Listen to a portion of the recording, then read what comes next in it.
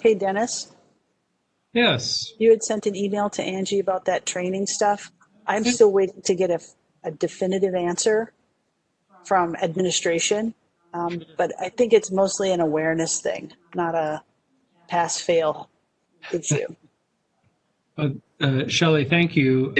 I would tell you, and this is maybe more blunt than it needs to be, but the design of that training leaves a lot to be desired. When you get to a quiz, typically what I've seen in the past is that there is either helpful hints or it tells you you have these three right, but these three are, you still need to work on. Correct. And or the resources are directly connected to the quiz, and so I'm happy that there is that kind of training. We have it here quite often as well, but the design was severely lacking, if I could be really blunt. I appreciate that, and I did have that conversation with administration so that they were aware and that it was not necessarily designed for our planning commission or our board of adjustment members. It had a little different slant to it. So we've been talking about it, and I don't have a definitive answer as to what they're going to do to change and modify. But at this point, I think it's mostly awareness, which obviously you are, and I appreciate. So I'm just going to keep going at that until I get something more specific. So you're not going to let me out because, huh? Not yet. I'm going to hang on, both hands. Good try. I was so frustrated. It was like, whatever. If they really want me to do this, I really have other things I could spend my time on. So thank you for following up. Yeah, I've been trying to get some answers from administration on several things, and there's just too many things, too many oars in the water right now. Yeah. Well, that should be good, right? Because then everybody's paddling. It's not always in the same direction. Too funny.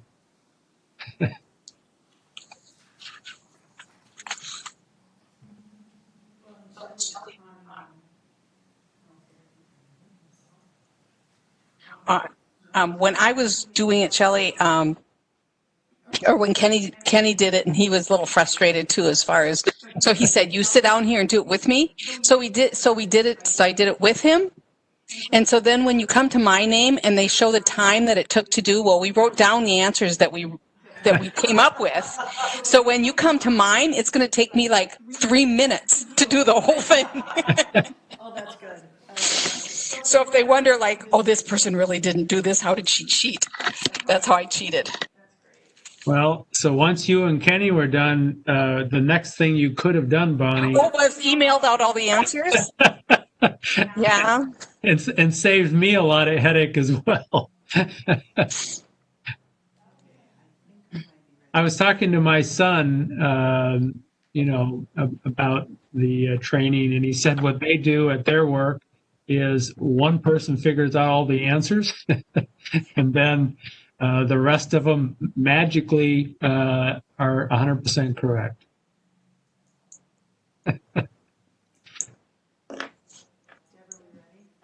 But I think the bottom line is it's good for awareness, and it's good to have a context. This is acceptable. This isn't. The detailed answers are, to me, were a little bit over the top.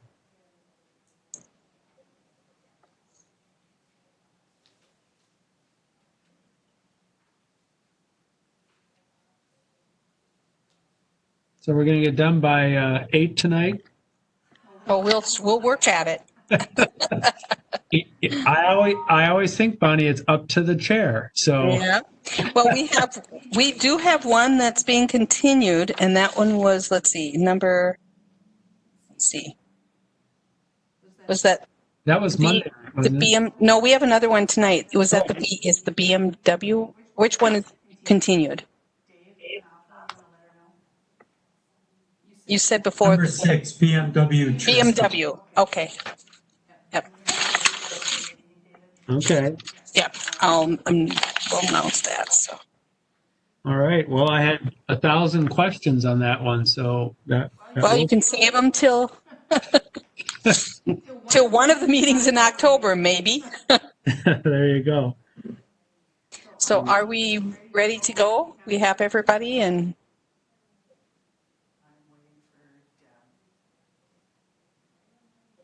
okay, as soon as we get the go ahead from Deb, we'll be ready to go. And Bethy Joe will be signing on here shortly. This is Becky. Thank you, Becky. Good to go, Bonnie. Okay. Good evening and welcome to the Stearns County Board of Adjustments public hearing for Thursday, September 24th. Please stand for the Pledge of Allegiance. I pledge allegiance to the flag of the United States of America and to the republic for which it stands, one nation, under God, indivisible, with liberty and justice for all. Okay, I have a couple of announcements to make. All of the testimony this evening will be tape recorded for the record. And if you're going to speak, we ask you to state your name and the address for the record first, and then go ahead with your input after you've been recognized for the chair. Just for everyone's information this evening, item number 6, BMW, will be tabled for until the next meeting, or until a future meeting, I should say. And Deb, if you can check, I'm getting an, okay, now it's gone. I was getting an echo in my headset. Okay. Members of the Board of Adjustment are appointed by the County Board of Commissioners with one member from each of the 5 commissioner districts, one member at large, and one member appointed from the Planning Commission. I'll give a brief overview of how the proceedings for the meeting this evening will work. I will read the variance request and open the public hearing. While I'm reading your request, I would ask that the applicant or the representatives come forward and have a seat in front of, excuse me, I'll skip that one because that's not happening anymore with COVID. We will ask the representative to state their name and their address for the record, and then we will go to the environmental services, and they'll provide a brief overview for the requested variance, and then they will give the staff report and any correspondence that might have come in regarding the request. Following staff's comments, we will go to the applicant or the representative, and then they can provide us with any input, concerns, comments that they might have. Once the applicant and the representative have provided their testimony, the board will discuss the request and ask questions of staff and the applicant. Upon completing that, if there is anyone from the public that is interested in speaking on this request, that will be the time for them to do so. When they do that, please state your name and your address for the record. When we've completed all of the testimony, then I will ask the board members for a motion to close the public hearing. Once the motion has passed to close the public hearing, there will be no further input from the audience, from the applicant or environmental services staff, unless recognized by the chair or if one of the board members wants some type of clarification. In response to COVID-19 and pursuant to Minnesota Statute Chapter 12 relating to emergency management, Governor Walz has declared a state of emergency. In response to the state of emergency and in accordance with Minnesota Statute Chapter 13D.021, the Board of Adjustments members and the applicant may participate by telephone or other electronic means, and the meeting will be broadcast live. The first item on our agenda for this evening is to consider a request from Neil and Kathy Yamri of Albany, Minnesota, from Section 6.7.5D of the Stearns County Land Use All right. and Zoning. You're mute. You need to mute. So I have to unmute. All right, I'll start with that one again because I hear some discussion in the background. To consider a request from Neil and Kathy Yamry, Albany, Minnesota, from Section 6.7.5D of the Stearns County Land Use and Zoning Ordinance 439 to construct a new animal feedlot less than 700 feet from a residential dwelling. The said ordinance requires a 700-foot setback to a residential dwelling from an animal feedlot that is registered for 10 animal units or more.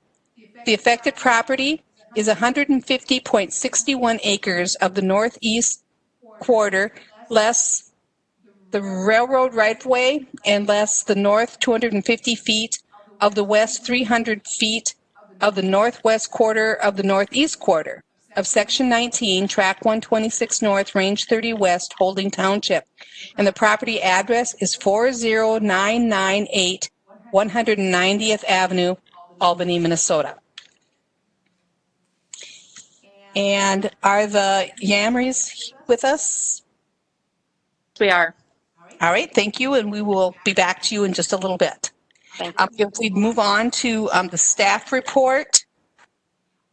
And before the staff report, if I can do a roll call on who was able to visit the site.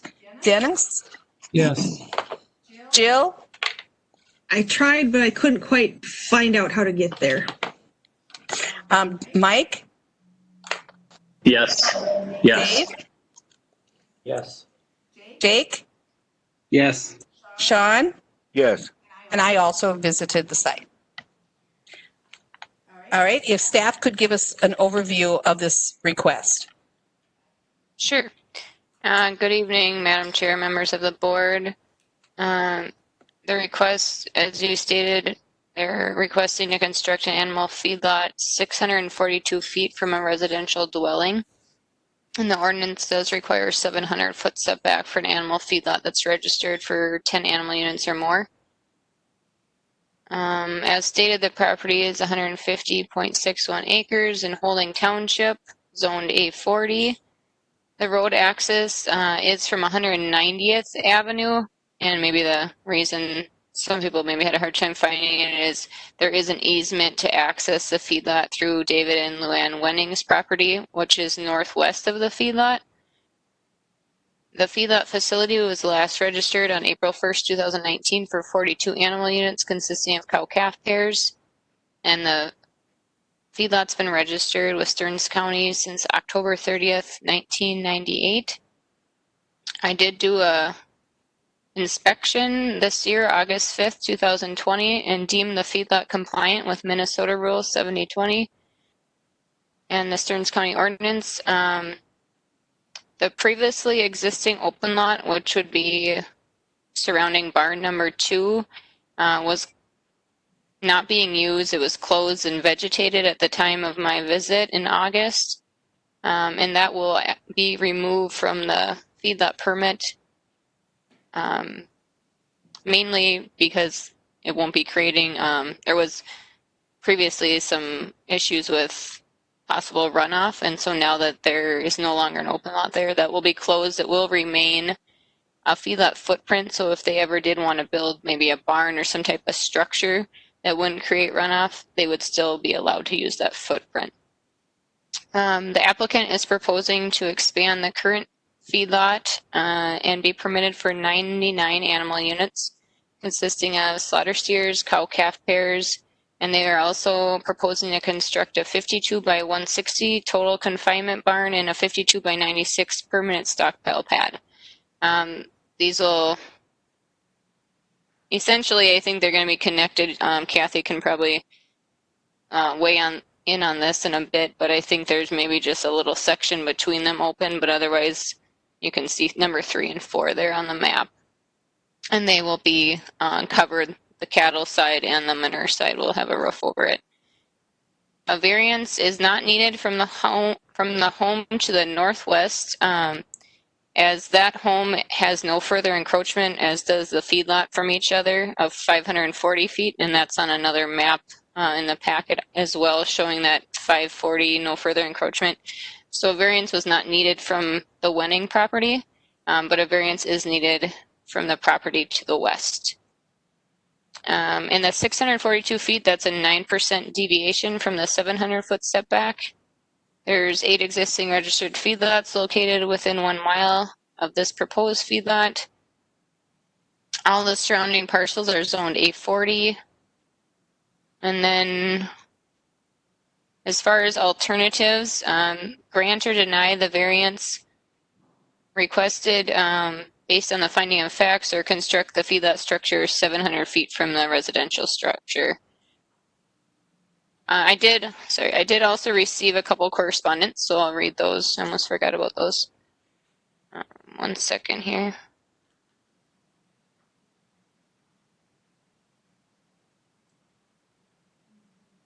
Okay, the first one I have was an email that I received on September 15th. And this is from Kevin Ebnett, and it says, "Hello, Amber. I'm Kevin Ebnett, and I live at 40862 190th Avenue, Albany, Minnesota.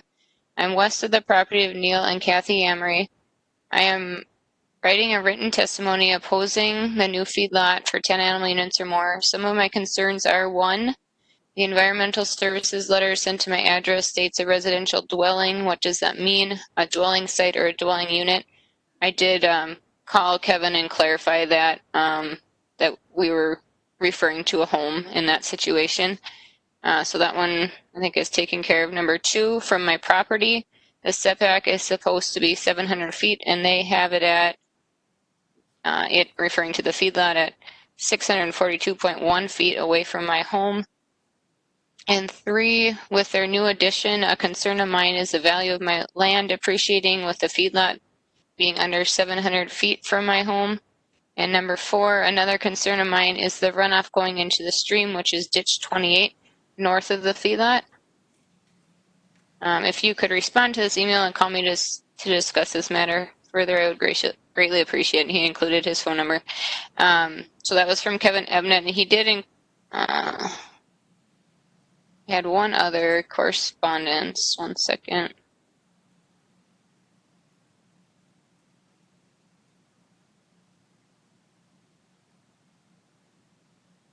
Okay, so the other one is from David and Luann Wenning, and they are the home and to the northwest there, 40994 190th Avenue, Albany. And the letter reads, "To whom it may concern, this letter is in response to the request by Neil and Kathy Emery to change the ordinance which requires a 700-foot setback to a residential dwelling from an animal feedlot. We are 100% against this request. We feel that this will severely depreciate the value of our home and property, possibly contaminate our well water. We also have a right to protect our investment as well. We don't want the feedlot any closer than the 700 feet allowed. The creek, parentheses, ditch 28, that flows to the south of our home and north of the intended feedlot often severely overflows its banks close to our home, and the fence along the intended feedlot and along the fence, overflows its banks close to our home and the fence along the intended feedlot. The runoff could possibly contaminate the waterway. As we have lived here 40 years, we have seen this happen numerous times after heavy rain or spring snow thaw." And so they did just include a copy of an invoice that was sent to them from the auditor treasurer regarding ditch 28 and a fee that they had owed for, looks like they were doing some engineering project to establish some records for the ditch system. So that was included as well. And that's all I have for the staff report. Okay, thank you. If we'll go ahead to the applicant, and if you'd like to share with us any thoughts or comments that you have. I guess I would like to address the runoff issue that David and Luann have. Before we bought it, we did have a lot of backing up, and it was a lot of overflow. I did take a lot of pictures of that, and we did get a permit, and we did talk to Stearns County about that, and we did put in a bigger culvert for the waterway to keep flowing instead of backing up, because not even was it raising havoc with a a lot with our cattle. We couldn't get through to feed them. It was just a rough situation altogether. So we did address that problem with putting in a bigger culvert, and so that and with the culvert, Geisy's did make it so that if it would go over, it could keep flowing past the culvert and go over the culvert instead of backing up. For the building, I don't really see a lot. I think it's going to be better for everybody. Right now, there is possible runoff issues with the cattle or whatever, but what we are proposing is we are going to be feeding them at a contained place that will be on cement with cement walls and a roof and just barriers, so that way it can't run anywhere. So for contamination, I guess I'm looking at it is it's kind of a win-win, because we don't want to drink contaminated water. We don't want water contaminated, and this is our solution. The other reason why we kind of picked that area is we're kind of trying to preserve the farmland that we have. If you do look at the area maps, you do see that a lot of this farm is a wetland, which we kind of knew going into it, but we bought it from my grandmother's estate. So we're just willing to work to see what we can do.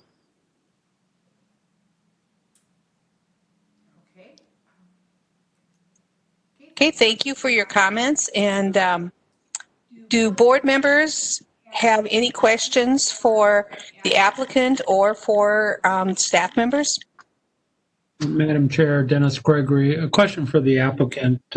Kathy, you mentioned about preserving farmland. It looks like where the location is, we'll be taking some farmland.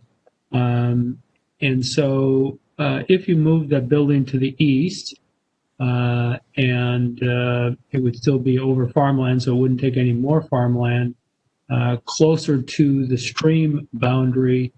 Did you consider that? And if you did consider it, why did you choose to place it where you did? We did it for two different reasons. Mike from NRCS and Greg Bechtold both met me out there, and we kind of looked at different scenarios on where the shed could go. He didn't really want it any farther down there because it is a lower plane and it is more wet. We kind of picked it up there because it's flatter ground. At one point in time, there was an old farmhouse that was right there too, that we took down, and then we dumpstered out of there.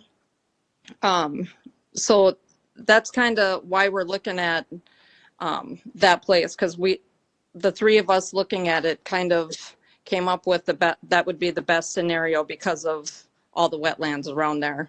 If I could have it closer to the actual feedlot, I would definitely do that. But as you can see with the setbacks and stuff, I'm kind of in a pinch. Thank you. Yep. Madam Chair, Jill DeLong, question for the applicant. Did you ever think about making a smaller barn or a smaller building? What kind of goals are there to make a barn this size versus a smaller size that would fit in the 700-foot setback? Well, why we're proposing this kind of barn is so that way when you're feeding the beef cattle, they can all eat at one time to reduce the amount of pushing and shoving that the animals do when they want to be fed. At this point in time, it's going to be like a straight line feed where you can just drive by, feed them, and we kind of put it in that direction also, because if you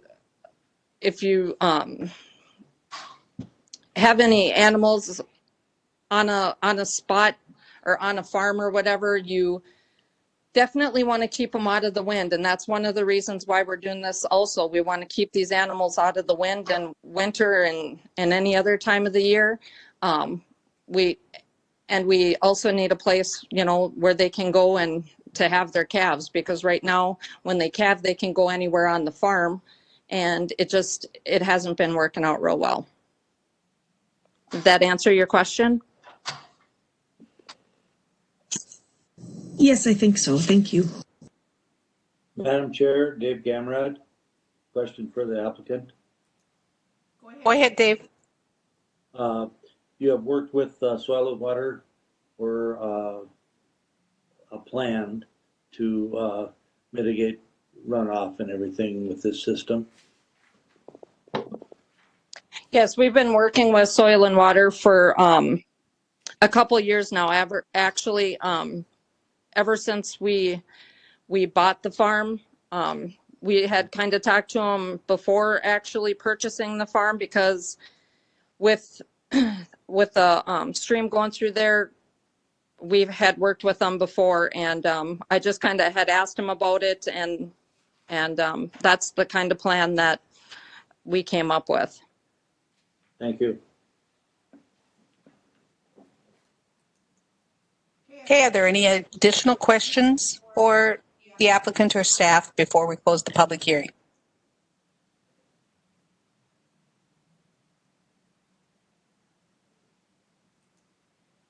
Okay, do we have anyone from the public that is waiting to speak on this application?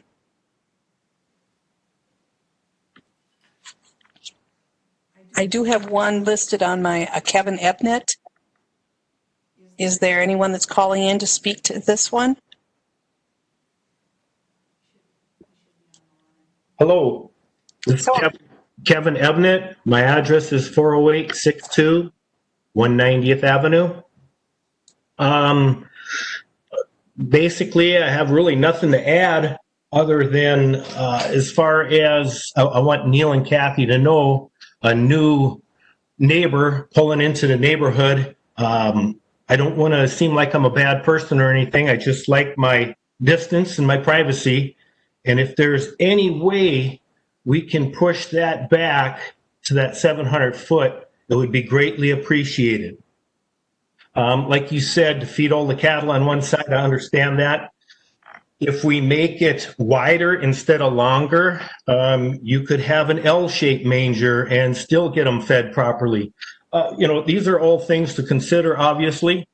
Other than that, I really don't have much to add, other than we'll see where the board takes this.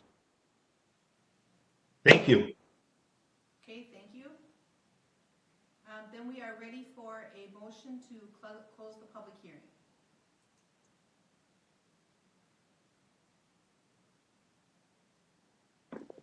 We are ready for a motion to close the public hearing. Madam Chair, and before we close the public hearing, I would appreciate the applicant's response to, to the questions that Mr. Ebnett asked. All right, thank you. Kathy, if you could respond to those. Yep, absolutely.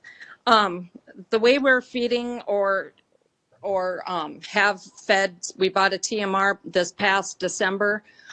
We did look at doing an L-shaped. We looked at doing a 2-row, making the barn a lot wider and bigger to feed it on 2 different lanes.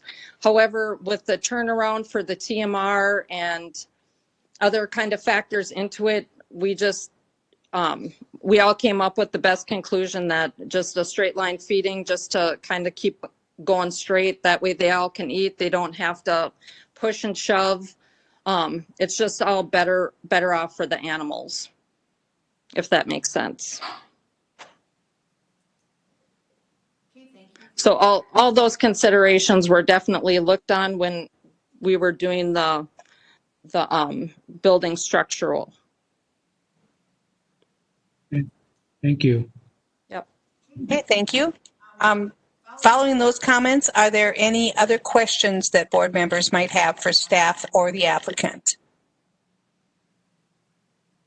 Then we would be ready to close the public hearing if we could have a motion.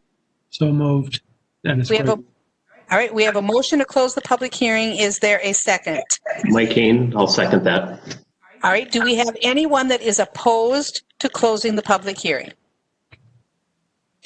I'm hearing none. The public hearing is now closed, and we will move on to the findings. Okay, the findings of fact are for a variance request to construct a new animal feedlot less than 700 feet from a residential dwelling. Question number 1, the proposed use is allowed in the zoning district in which the subject property is located, yes or no? Madam Chair, Mike Kane, it's a A40 zone and feedlots are allowed in the A40 zone area. All right, we have a yes from Mike. Does anyone disagree with yes for number 1? All right, hearing none, we'll mark that as unanimous yes. Question number 2, the variance will be in harmony with the general purposes and intent of the official controls and any related ordinances, yes or no?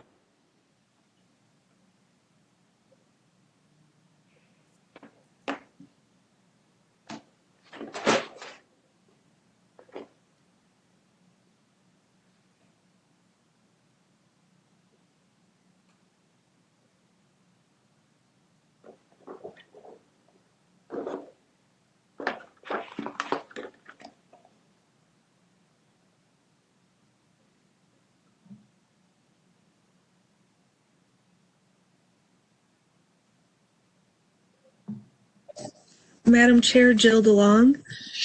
I believe that it would be in harmony with the general purposes. It is a 9% deviation from the 700-foot residential setback, but it sounds like the applicant is working to make it as best as possible. It is still significantly far from the home. It is only a 9% deviation. It is trying to keep the feedlot away from the home while also protecting the water. So I think it is in harmony. Okay, we have a yes for number 2. Does anyone disagree with yes for number 2? Okay, number 3, the variance will be consistent with the comprehensive plan, yes or no? Madam Chair, Sean Blackburn, it is consistent with the plan. We look at how to methods under agricultural goals. Number 4, to strive for and support higher farm profitability and family farm stability. This clearly falls under that category. All right. We have 1 yes for number 3. Does anyone feel differently? Madam Chair, Jill DeLong, I would like to agree that it's a yes. In addition, with agricultural goal number 2 of utilizing sustainable practices to protect prime farmland and water quality for future generations, as it sounds like their plan is trying to keep those streams clean and still maintain viable farmland. All right, we have 2 yeses then for number 3. Does anyone disagree with yes for number 3? Hearing none, we'll mark that as unanimous yes. Question number 4, the property owner proposes to use the property in a reasonable manner, yes or no?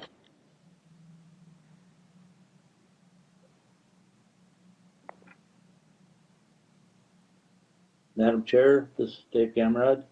I believe it's reasonable to want to reduce animal pollutants and also increase the ability to make a profit in agriculture.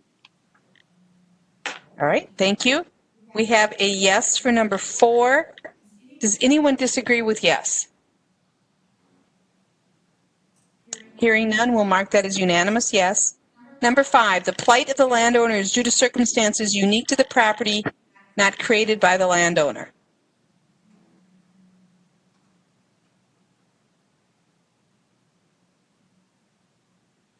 Madam Chair, Sean Blackburn. It certainly seems like it's unique to the property, and they're trying to make the best use of it as it is. Okay, we have a yes for number 5. Does anyone disagree with yes? Question, that will be unanimous yes. Number 6, the variance if granted maintains the essential character of the locality. Yes or no? Madam Chair, Dennis Gregory, it is a rural farming area, and so I do not think it changes the essential character of that locality. Okay, we have a yes for number 6. Does anyone disagree with yes? Hearing none, we'll mark it as unanimous. Number 7, the need for the variance involves more than economic considerations. Yes or no?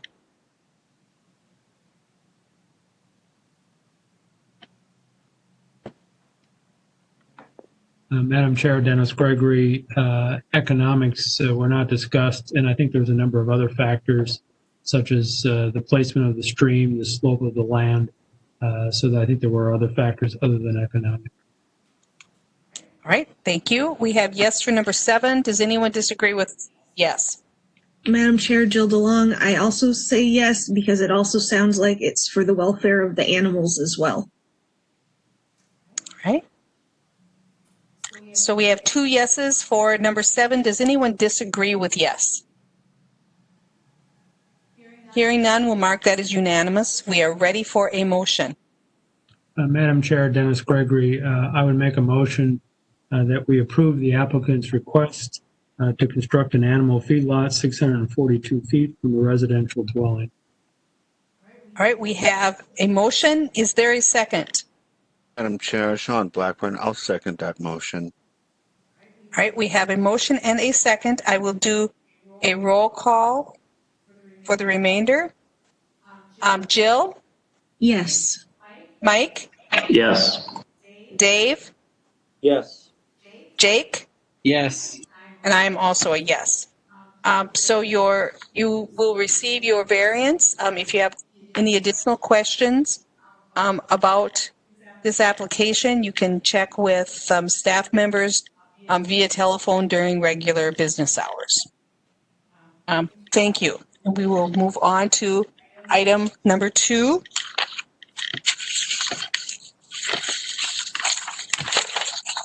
All right, item number 2 is to consider a request from Michael and Judy Gondringer, Albany, Minnesota, from section 6.7.5D of the Stearns County Land Use and Zoning Ordinance 439 to construct a new residential dwelling less than 700 feet from a registered animal feedlot. The said ordinance requires a 700-foot setback to an animal feedlot that is registered for 10 animal units or more. The affected property is 60 acres of the northeast quarter of the southwest quarter and the south half of the northwest quarter of the southwest quarter. The Section 13, Track 125 North, Range 31 West of Albany Township, and the property address is 20185 Quaker Road, Albany, Minnesota. And are the applicants with us this evening? Yes, we are. All right, and we'll be back to you in just a couple minutes. If we could do a roll call as to who was able to visit the site. Dennis? Yes, and I spoke with Michael and Leroy Gongringer during the visit, and the only thing germane to this that we talked about was the placement of the house. Jill? Yes. Mike? Yes. Dave? Yes. Jake? Yes. Sean? Yes. And I also visited the site. If staff could please give us an overview of the request. Yes, Madam Chair and members of the board. This request is to construct a new residential dwelling 266.7 feet from a feedlot. And the Stearns County Ordinance 439 requires a 700-foot residential dwelling setback from an animal feedlot that is registered for 10 or more animal units. The property currently is 60 acres in Section 13 in Albany Township and is zoned A40. The applicant is proposing a plat of 3.40 plus or minus acres for the residential dwelling. Road access to the property is from Quaker Road. The applicant stated in the variance application that they want to replace the dwelling unit on the property and that there is already an existing well and septic that would be reused. The proposed setback of 266.7 feet is a 61.9% deviation from the 700-foot residential dwelling setback in Ordinance 439. The feedlot on the parcel was originally registered via a feedlot permit on March 2nd of 2015. A feedlot permit was issued to permit the existing building site for feedlot use and for the construction of a new cattle barn for finishing steers. On October 27, 2016, the Board of Adjustment granted a variance to construct a new feedlot structure 50 feet from the property line. Stearns County Ordinance 439 in 2016 required a property line setback of 100 feet. Currently, Stearns County Ordinance 439 requires a 50-foot property line setback for an animal feedlot with 10 or more animal units. On January 26, 2017, the Board of Adjustment granted a variance to construct a new feedlot structure 75 feet from an intermittent stream with the condition that an earthen berm be placed between the pad and the stream. The most recent permit issued was on October 22, 2018 for the addition of a proposed cattle barn, open lot, and for the site to be registered for 390 animal units consisting of slaughter cattle and broiler chickens. A site inspection was conducted by staff on July 31st, 2020, and the feedlot was compliant for water quality and manure testing.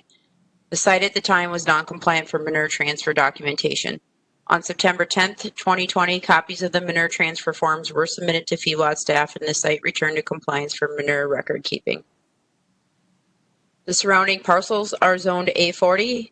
Alternatives to this request is to construct a residential dwelling 700 feet from surrounding animal feedlots to adhere to the Stearns County Ordinance 700-foot setback from a feedlot to residential dwelling, or do not construct a residential dwelling on this parcel. Albany Township, City of Albany, City of Avon, Department of Natural Resources, the Star Post, Cold Spring Record, and property owners with 500 feet have been notified of this request. And I received no correspondence prior to tonight's meeting in regards to this request, Madam Chair and members. And that is all I have at this time for a staff report. Okay, thank you. Then the applicant, if you would like to share with us your thoughts? Basically, we are asking for the deviation so we can build a house on a new parcel. The parcel has to be created because we cannot get a conventional home loan on the existing 60-acre parcel because it has ag buildings. So we're going to be required to split the parcel off to put the house on it. And because of that, it's a separate parcel and I now become too close to my own feedlot. That's pretty much all I got, I think. Okay. If you have questions, right. we're all ears. All right. Comes. All right. Thank you, Mike. And I believe we do not have any other people waiting to speak on this. Do members of the board have any questions for the applicant or for staff? Madam Chair, a question for staff. There's a recommended condition to unregister the buildings that are in that new parcel. I just want to make sure that I have clarity there. Can they not have two feedlots? Is that why they need to be unregistered, or is there some other reason for that? Yeah, if you want to go to the facility site map.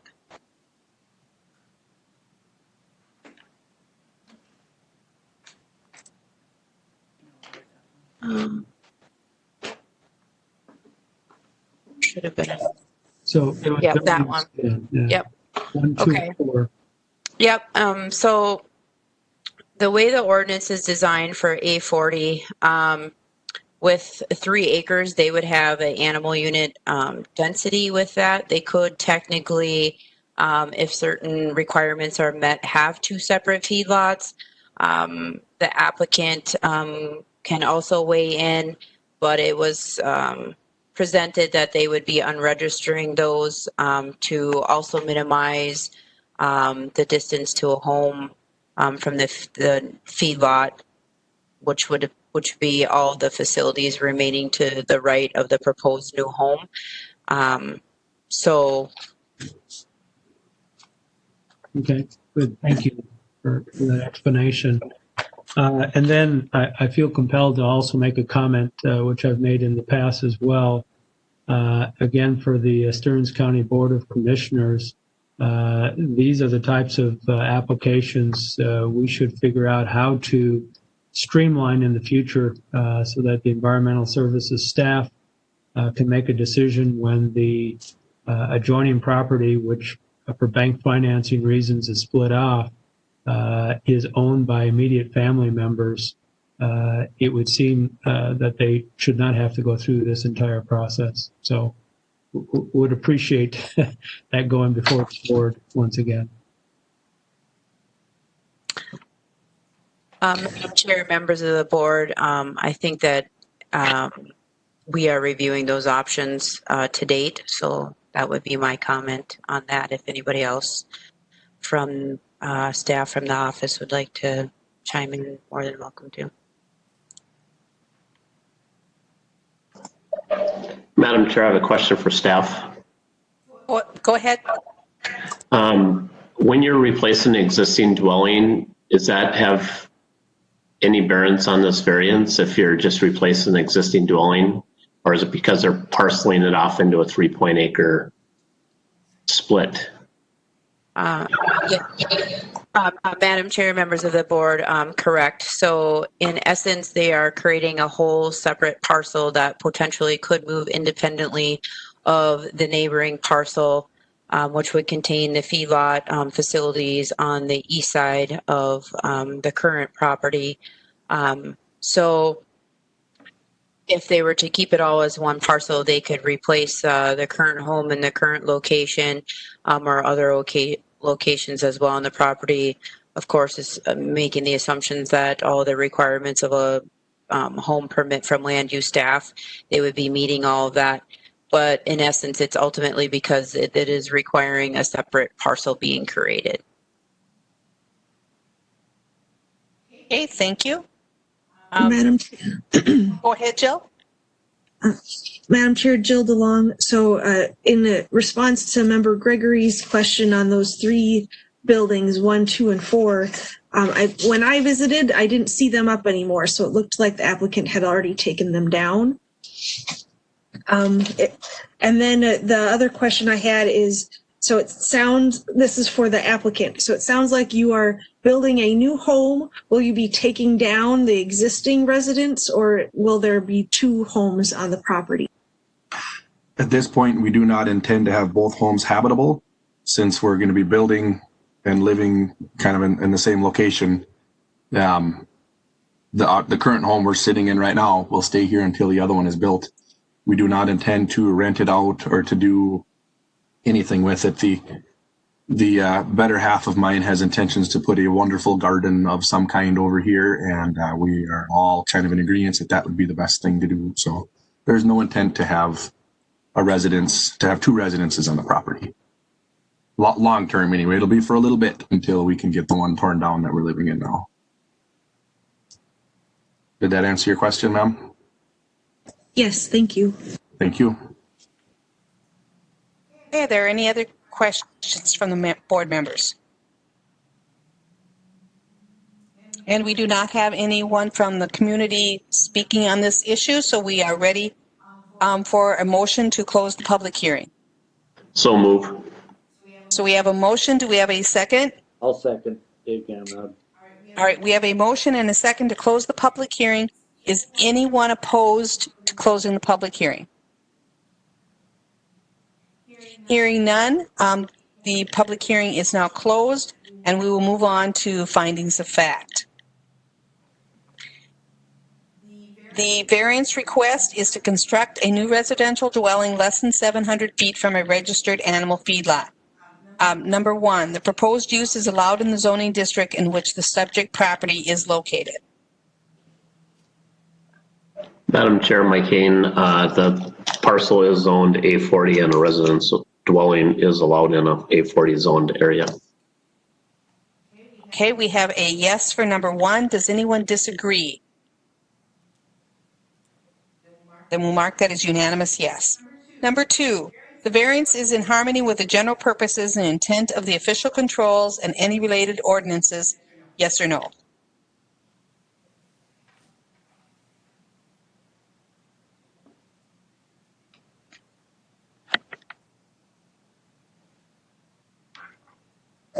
Madam Chair, Jill DeLong, I believe it is in harmony. We want to keep a good distance between agricultural land use and feedlots and residential homes, but these are people who own both, so they are expecting to be able to be near their feedlots, so I believe it is still in harmony. All right, we have a yes for number 2. Does anyone disagree with yes?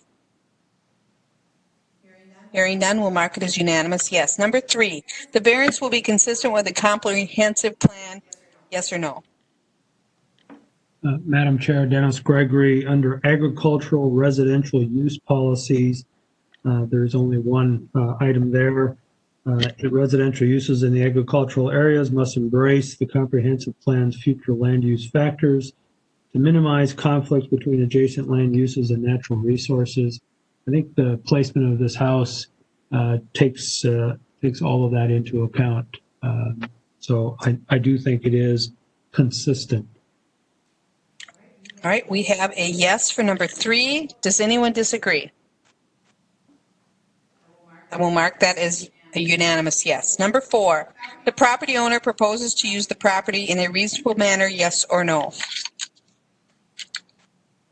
Madam Chair, Mike Kane, I believe it is reasonable to want to reconstruct a more habitable place to live. They are rebuilding a house and not a new structure altogether. They will be at some point taking down the original dwelling unit on the family farm. All right, we have a yes for number 4. Does anyone disagree with yes? We'll mark that as unanimous yes. Number 5, the plight of the landowner is due to circumstances unique to the property, not created by the landowner. Madam Chair, Mike Kane, I do believe because of the bank financing issue, this wouldn't exist without that. So it's due to the circumstances of that and not the owner himself.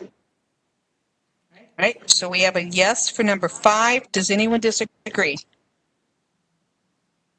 We will mark that as unanimous yes. Number 6, the variance if granted maintains the essential character of the locality, yes or no? Madam Chair, Dennis Gregory, there is a house that exists on the farmstead now, so this will not change the character.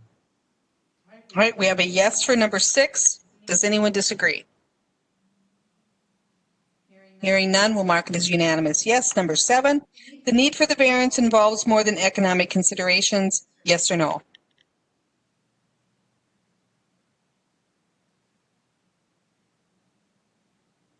Madam Chair, Dennis Gregory, economics were not discussed as part of this application.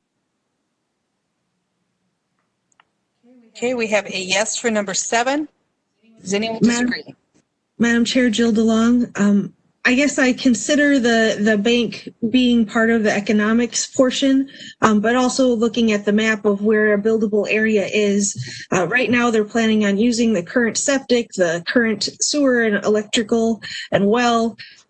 So it is beyond economics, because if they did put it in the buildable spot at the far corner of their lot, they'd be far away from all their buildings, all their animals, and also they wouldn't be able to use the existing sewer and well. Okay, we have a yes for number 7. Does anyone disagree? Hearing none, we'll mark that as unanimous yes, and then we will move on to the findings. Excuse me, we will move on to having a motion. Is there someone ready to make a motion? Madam Chair, Dennis Gregory, I'll make a motion that we approve the applicant's request for a variance to construct a new residential dwelling 266.7 feet from a feedlot. All right, we have a motion. Do we have a second? Madam Chair, Mike Kane, I will second that. All right, we have a motion and a second. I will do roll call. Jill? Yes. Dave? Yes. Jake? Yes. Sean? Yes. And I am a yes. So motion carries to offer the variance. Thank you to the applicants for joining us this evening. Thank you for hearing our application tonight. We very much appreciate it. All right, we are ready to move on to our third item on the agenda for this evening is to consider a request for an appeal from Liz Hallett, St. Cloud, Minnesota, on behalf of Thomas Bewley and Steve Bewley, Sartell, Minnesota, of an administrative decision rendered by the Stearns County Environmental Services Department that Lot 6, Block 1, and Lot 7, Block 1 of the Blonigan's Addition, Plot 2, to Holdingford Township are under common ownership and did not both contain a habitable structure prior to 1972 and don't meet the 66% of the minimum lot size and width requirement that allows for the lots to be transferred into separate ownership.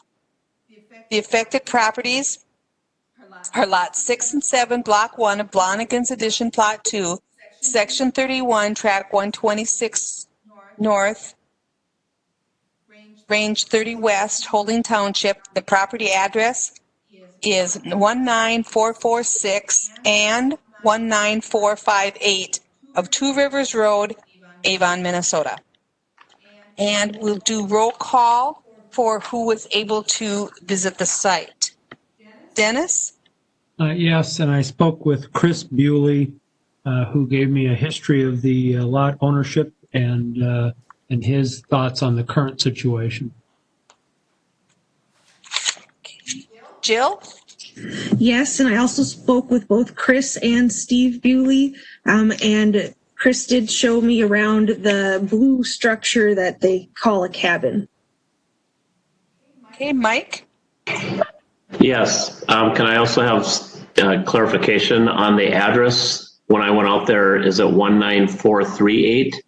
That's the name Bewley on the property, and I couldn't find the other number. All right, when we go to hearing from the applicant, I will have them clarify that for the address for us. Thank you for the inquiry, Mike. Dave? Yep. I also had the problem with address. Jake? Yes. Sean? Yes. And I also visited the site. All right, if staff could give us an overview of the application.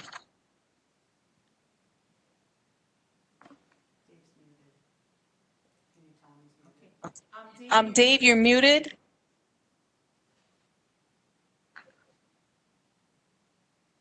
Madam Chair, members of the board, Dave Knopfler with Stearns County Environmental Services. The applicants are appealing an administrative decision that the lots are combined by ordinance because they are in common ownership. Blonigan's Addition, Plat 2,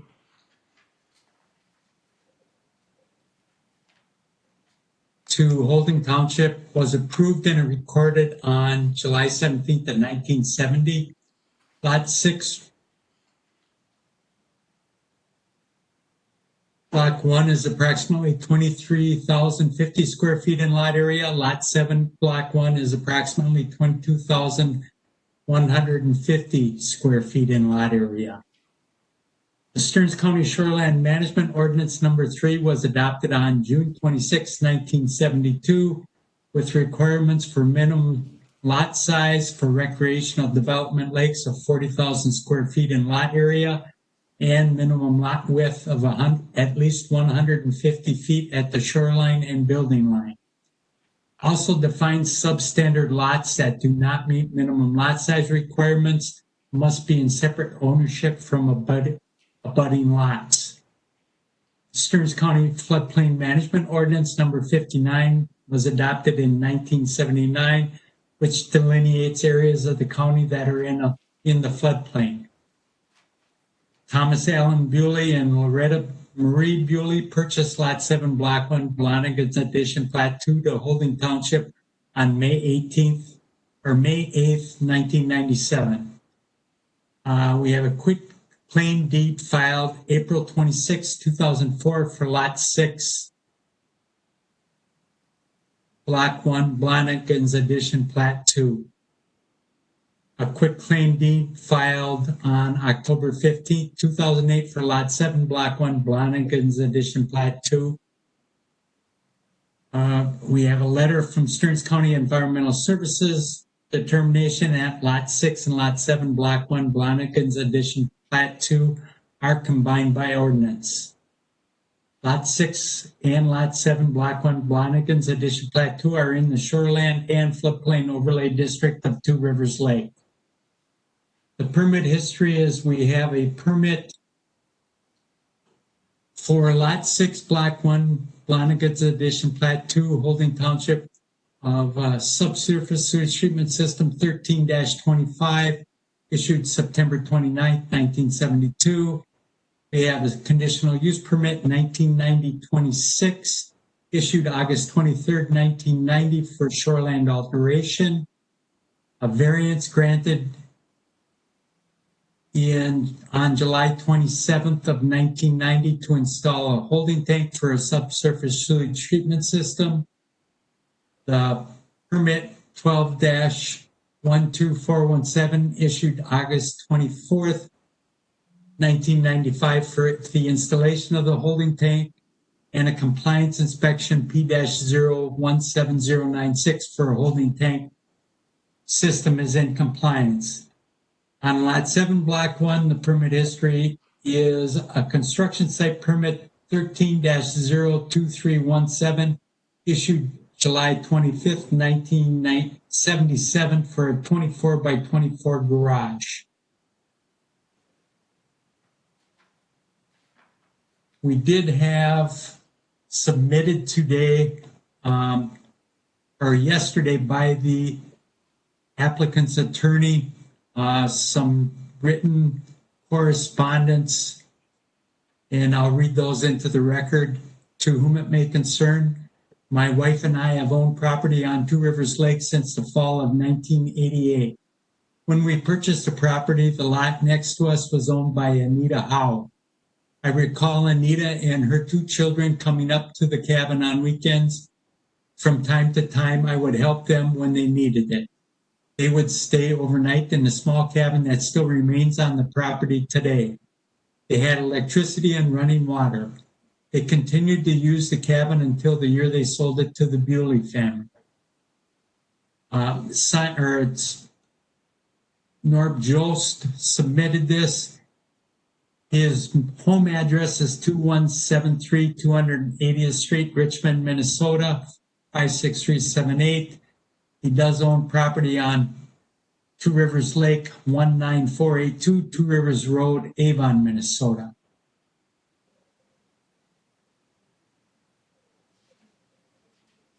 And also a written testimony was submitted by Dale and Leanne Sachs. To whom it may concern, we were asked to put a letter together of how the previous owners, Rance and Anita Howe, used their property before it was sold to Tom Bewley. To begin with, our family has been coming to Two Rivers Lake since 1972. We remember seeing the Howes at their property multiple times, making improvements to their cabin and the land.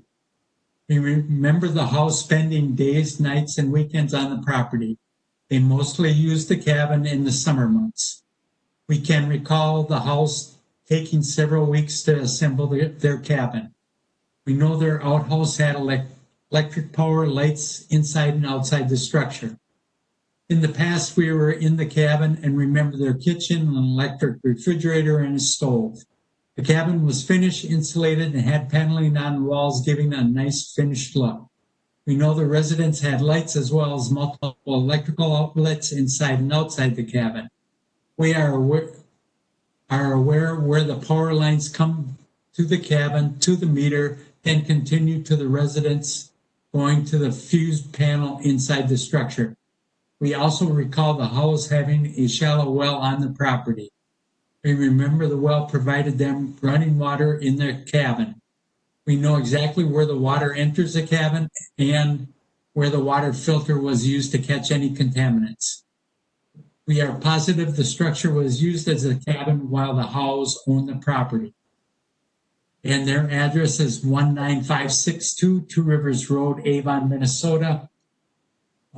The applicant's attorney also supplied photos, and they're in the board packet of the structure and the outhouse, showing lighting, electrical panels, well with pump. And Madam Chair, that's all I have, and we have received no other correspondence concerning this request. All right, Okay, thank you. Now we are ready for the applicant to share with us their thoughts and concerns.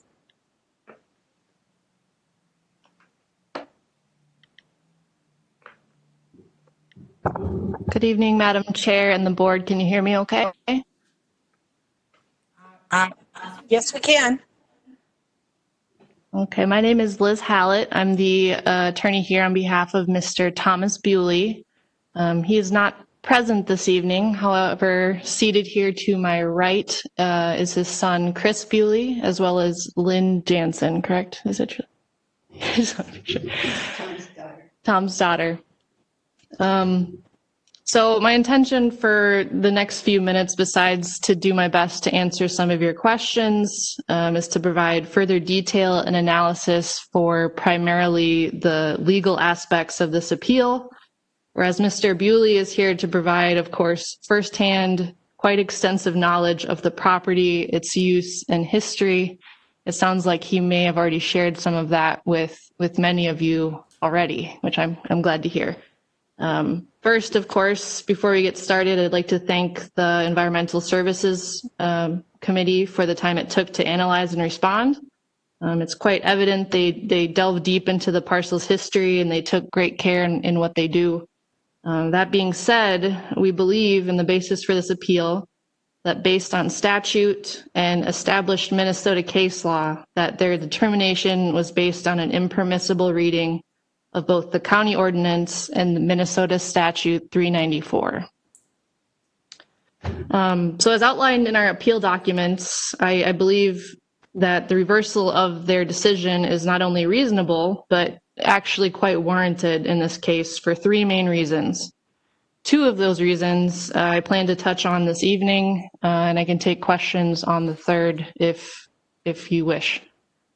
First point of issue is, of course, the impermissibly broad interpretation of County Ordinance 5.1.3 Subdivision C2. In its denial letter, the Environmental Committee indicated Mr. Bewley's parcels did not fall under the exemption provided under that subdivision because they, quote unquote, did not both contain a habitable structure prior to 1972. Now, this analysis that they provide is improper on two fronts. First, the analysis inserted a requirement, namely that the lot needed to contain a legally established habitable dwelling. That is not included in the plain and unambiguous language of the ordinance, nor is it included under any of the numerous defined terms found in Section 3 of the county ordinance. Now, Minnesota case law from the Court of Appeals all the way to the Supreme Court is exceedingly clear on this point, that courts, or at this stage, the county, should avoid reading into a statute or ordinance unnecessary terms. I should also highlight here, it's accepted that rules that govern the construction or interpretation of statutes are also applicable to, in this case, ordinances. Furthermore, a county should not read into a statute language that was not originally included. And I can provide case sites if any of you want some reading later this evening. Furthermore, counties should not even read words into a statute on the supposition that they have been accidentally overlooked. In this case, it appears the word permitted or legally established appears to be the word the county may or may not assume should have been in the ordinance. Beyond these points, there are 3 rules of construction imposed by the Minnesota Supreme Court when interpreting a zoning ordinance that I'm sure many of you are aware of. First, that terms in an ordinance are supposed to be given their plain and ordinary meaning, that ordinances should be constructed strictly against a municipality and in favor of landowners, and third, that it must be considered in light of the ordinance's underlying policy goals. Now, needless to say, even if these rules were not as clear as they are, we believe we would still reach the same result, considering it wouldn't make sense to have an ordinance requirement that if a property owner didn't fulfill, that it would disqualify them. One would think that such a thing would be included in the ordinance. The second improper interpretation of the ordinance is found where the county maintains seemingly that the dwellings needed to be located on the parcels prior to 1972. This is simply not the case. As the ordinance states, and as you can all see, it's when they came under common ownership. So turning to the ordinance itself, which I think there's the statute, but is still not correct as written and submitted. It should be non-conforming lots, I believe. But the ordinance requires that contiguous lots must be under the same ownership, which we have established occurred in this situation in May of 1997. And also that each lot contained a habitable residential dwelling. And at the time that the lots came under common ownership, again, May of 1997, that both dwellings were located on either parcel. Now, I think the written testimony that was submitted, as well as the photographic evidence, under any definition provided by the ordinance, or any, how would you say, the plain and ordinary meaning of a residential habitable dwelling is demonstrated by those photos and the testimony. Unfortunately, the definition section doesn't provide a exact definition for residential habitable dwelling. However, there are a few definitions that are very similar to habitable dwelling that equally encompass what you see in these photographs and the memories of former neighbors, including dwelling unit, residential dwelling unit, etc. Let's see. Sorry, I have a lot to say. Let's see here. The last thing I wanted to mention on this point is that the exclusion of the word permit was not a mistake. Upon a review of the nearly 400-page ordinance for the county, there's the inclusion of legally established or permitted dwelling seen in numerous sections. It's quite clear that the drafters of these ordinances knew when and where such terms should be included to direct parcel owners. One of which that I just jotted down randomly was section 4.11, which is all about permits and when they're needed and for what. A lot of the arguments that I presented for this part are very similar to the second point of the appeal document, which is the impermissibly broad interpretation of the Minnesota statute, which again is almost exact to the county ordinance, except for the notwithstanding portion. Again, we would assert that these parcels meet all of the requirements as stated clearly that qualify it for this exemption. And with that, I'd take any questions or also turn to Mr. Bewley if there's anything he would like to add.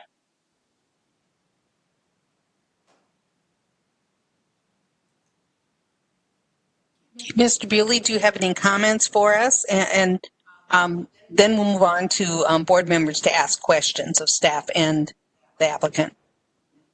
I don't have any questions. Did you all receive the pictures? I guess that's kind of where I based my, I always thought pictures speak louder than words. And so I took a picture of the front of the cabin and I kind of wanted to point out, there's a picture of a door. It's 36 inches wide. And yeah, that's it. And then I have a tape measure so that you guys can see. I just felt that if this was a quote unquote shed, you would have a bigger door. You'd want to put some stuff in there, whether it's a lawnmower and a 36 inch door is not super wide. Yeah, you could probably put a push mower in there, but they're pretty big lots and get a good workout when you are pushing your lawnmowers or rakes or air compressors or anything that you need to kind of have a cabin by water.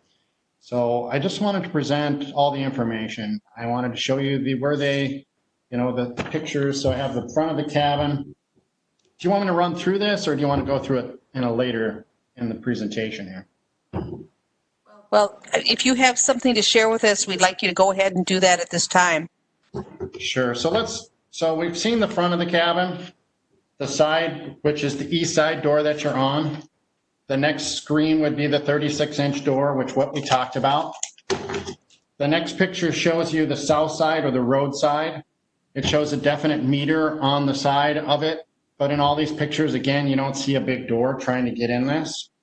The next picture, again, shows you where the meter is, where the power line comes into the cabin. It has an outhouse. I highlighted all the lights that are in there so you can see those, as well as maybe some of you who are younger maybe have never seen 1970s paneling, and it's probably coming back, but it's in there, so it's quite well. The next picture shows you light switches as well as electrical outlets. The light switches run the outside light, the big floodlight that was there. I don't know what the previous owner did with the electrical outlet in the outhouse, but it's there. I presented the old well pump. We have the property. My father owns the property next to it. We had an extra. That was the one that was there at the time. We kept it. The reason we kept it is it still runs, but to change out an old well system that we currently have that runs is a big job. So we have it. But we kept that. I wanted to present kind of the electricals on the inside to kind of show you. And what I'm seeing, if you look down towards the bottom, you can see that's an old water pipe that comes in. There is a screw-on water filter that goes there, and then the refrigerator and their stove used to be in there, and they have electrical through there. They used to have paneling on there. We started taking it apart, so there isn't much of it left. We have the old fuse panels. They no longer make these fuse panels. They're switched versus, they might, I guess I don't know, but I'm going to say that they don't have the screw-in ones anymore. They're usually a levered one. So that was there. They had multiple light switches that ran a series of lights through in the cabin. I kind of want to point out that if there was any question that everything matches. So it's the yellow or tan. So if you look at the outhouse pictures, they match these. The covers for the outlets all match. We didn't add anything into this. The next section shows you the multiple lights that were listed through there. They just put the people, you can even see old up at the top. You can see where they put the old insulation. It's kind of gross looking, but it's there. It's throughout the whole building. The next screen shows more lights as you look through the screen, and you can see out to the east side of the door. And then I I kind of have a picture of the paneled walls as well as the outlets. So it gives you kind of a great idea of what it looked like in the 70s or 80s. And then I had a piece of new insulation. I kind of wanted to show just the difference of what a new piece of insulation looks like in order to kind of show you the difference. So to give you an idea how old it was. So that's what I have as pictures to present. And if there are other questions, that'd be great. All right, thank you. Thank you. All right, board members, do you have any questions for the applicant or for staff at this time? Madam Chair, Dennis Gregory, not a question, just a few comments. I appreciate it, Ms. Hallett's going through the ordinances, going through the state law. I also appreciate the extensive work that the environmental services staff did in regard to this particular application. And frankly, I think the environmental services staff is in a little bit of a rock and a hard place. They need to the best of their abilities and in their interpretation, ultimately implement the state law.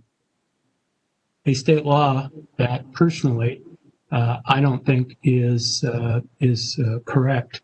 I'm hoping someday that the legislature will take this under guidance, under their guidance, and ultimately correct this situation. The situation I'm referring to is if two different individuals own those two lots, we wouldn't be sitting here tonight. But the moment that one individual owns both lots, and somehow those lots need to get combined, that's just not right on a number of levels. Ms. Hallett, in her packet, called that an unconstitutional taking. I think that's an accurate assessment. So I really think, again, as I've requested before about the Stearns County Board of Commissioners dealing with some applications, I would appreciate if the Stearns County Board of Commissioners, obviously, if they agree, were to write a letter to the legislature asking them to review this particular law and its impact on people in Stearns County.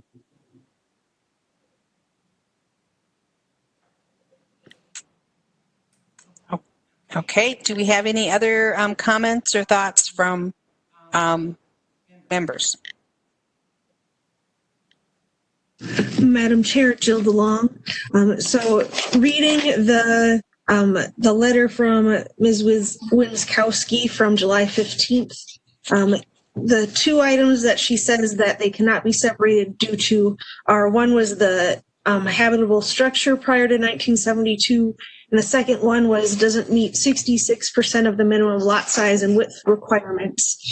I noticed that on this was platted in 1970, so the lots were defined in 1970, and then the minimum lot size was changed to 40,000 in 1972.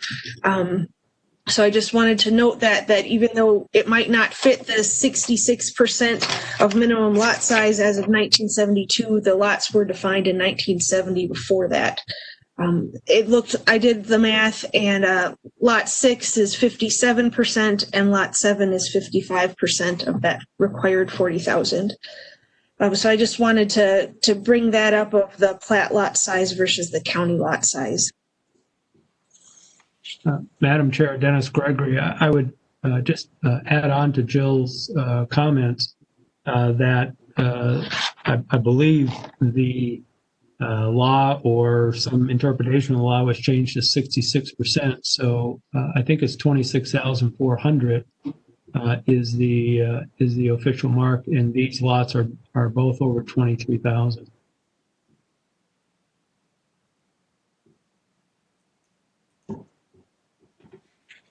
Okay, Can you verify that?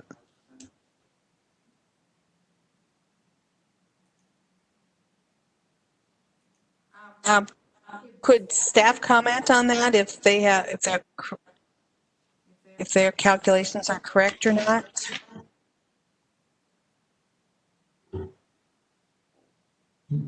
Madam Chair, members of the board, the measurements for the lot were taken off the plat. While I did not calculate the exact percentage in the staff report, I know that both of them are under 66%. Okay, thank you. And just a reminder for all members is, although we might have varying views on what the law states, whether we agree or disagree with the law, our task this evening is to determine whether we feel that the staff interpreted the law and applied it correctly when they made a determination on this property. Madam Chair, Dennis Gregory, as so noted, my comments, as they have been on other situations, is in line with what I was hoping the Board of Commissioners would do, and didn't have anything directly to do with this particular application. Well, and I concur with you, Dennis, on my thoughts about that particular ordinance as well. I concur that I think sometimes it's, it's difficult for the members of the public to have that determination, affect them. Sure. Madam Chair, Jill DeLong, question for staff. What impact is there to the county to splitting the properties? It sounds like there's been 2 different cabins or, partial seasonal residences on them for a good 30 plus years. What implications does it have to the county if this lot is split into the 2 pieces versus kept as one? Is there a tax bracket change? Is there property tax? It doesn't sound like it's the density at all because they've had 2 living units on it before.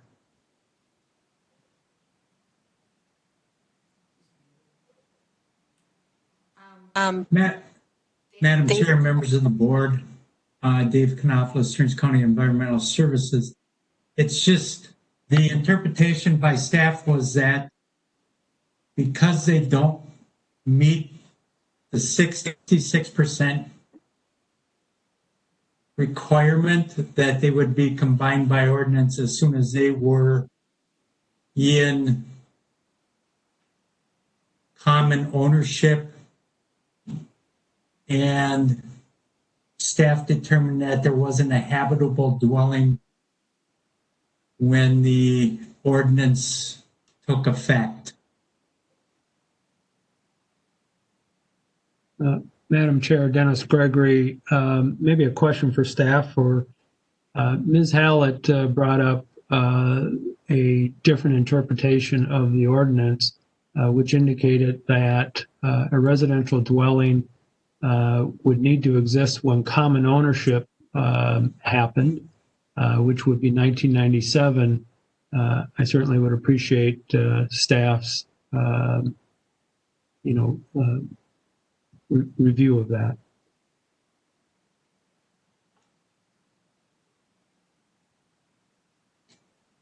Madam Chair, members of the board, I was not the staff person that reviewed that or made that determination. That determination was made by Heidi Winskowski, and that letter is attached in your packet.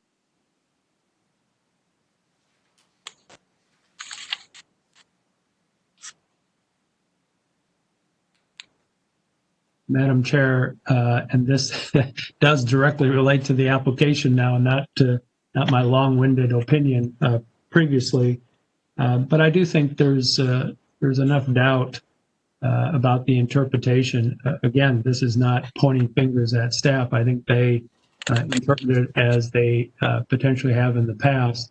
But I think Ms. Hallett brought up a good point about when that residential structure needs to be in place. And personally, I would lean toward when you bought the property, not back to 1972,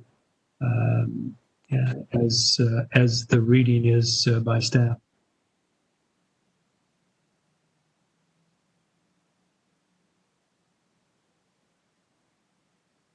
Okay, other thoughts or comments from members of the board? Madam Chair, Dave Cameron. Yes. Go ahead, Dave. My question would be is, with this law on the books, and at the time that this ownership was bought, or the man bought the second lot, was he informed that there was a statute on the books that will state that these will become common, one lot after he purchases the other lot? Was he informed of that law? I mean, he could have easily put that in another name and not have this problem. Madam Chair, Shelley Benson. We don't typically notify people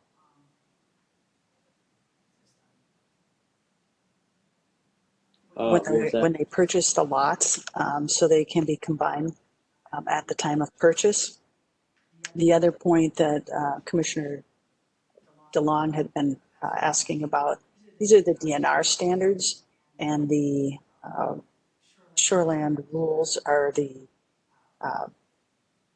basically the model ordinance comes from the DNR. So the DNR asks us to combine lots when they don't meet the standard because it's for resource protection purposes. So that's why the DNR originally put the rules in place to combine all lots. And then there was a modification to allow for a 66% rule. So there have been modifications over time, but the rule still exists that if the lots don't meet those standards, they are combined. And that comes from the DNR for resource purposes. Okay, so if a person buys something that is substandard as far as size goes, there is no one to tell them this is a substandard lot according to the new ordinances. There's no warnings, no anything. You're supposed to be on your own of any new ordinances, right? Well, the ordinances weren't new. The ordinances were in place when they purchased the lot, and it's everyone's responsibility to know the rules that apply when you purchase land. Now, not everybody does all the research for each parcel and understands all of the things, the nuances of everything, but it is those rules have been in effect since 1973. That's when the shoreland standards were adopted by the county. Okay.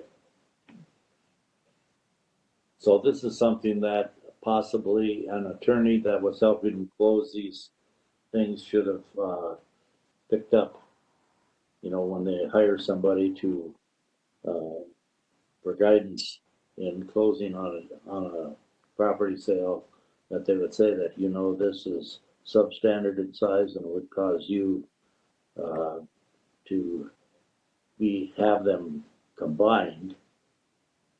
And, to me, somebody really dropped the ball if they're in that profession, that they're closing deals and not warning somebody of a law that's been on the books for a long time.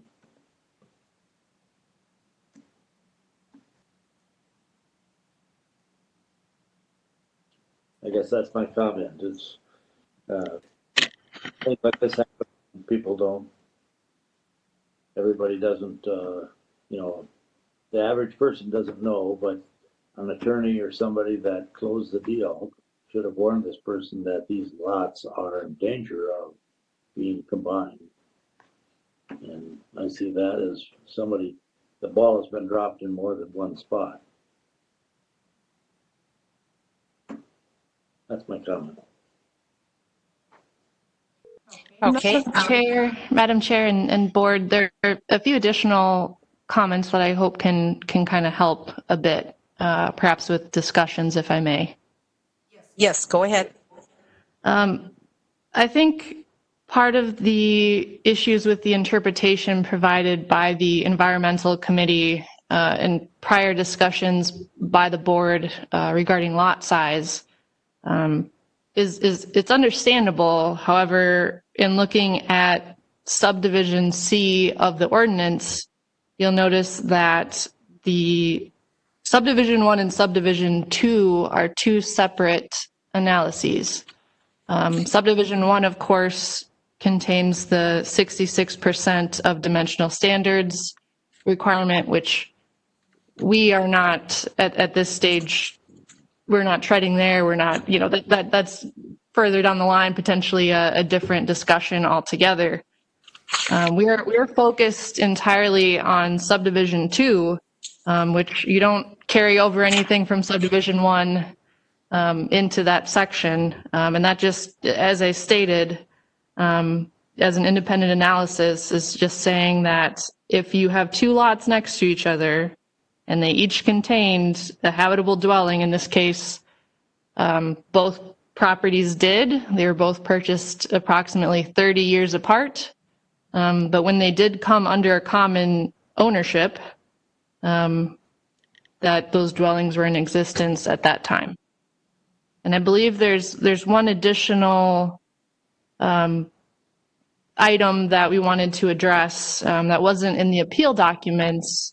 However, in preparing for this hearing this evening, it came to our attention that similarly situated parcels have not gone through this process. And maybe Mr. Bewley can speak a bit to that, because I believe he's the one who contacted the county. Thank you. I know that the DNR has set rules for this particular, and I know for a fact that there are 3 lots that were under common ownership up until 2008. And in December of 2008, they were changed. So when I look at trying to continue this, and I can appreciate people saying you should know the law, but it changes from 1972 to, my dad purchased one lot in 1970. The other lot came apart in 1997. So we have separate deeds, we have separate tax IDs, we have separate addresses, we have separate everything. It just gets a little challenging. And when we look at the highlighted part there, it just seems very evident to me, and I think to a lot of us, that there is a dwelling on both properties. And so going back to touch about the 1972 law, that doesn't hold true if I was able to change my property in December of 2008. I don't quite understand that. Maybe somebody can address that and tell me how, if it was a rule in 1972, but yet 35 years later, I could still do it in 2008. That doesn't hold true. And I can point out, if you needed to know the lots, I can give you addresses or whatever if you want to look them up. Okay, thank you for your comments. I have a question for staff. And I think this was kind of addressed, but I kind of want to go back to it. Anywhere in the ordinance, does it define what habitable residential dwelling means? Is there a staff member that would comment on that?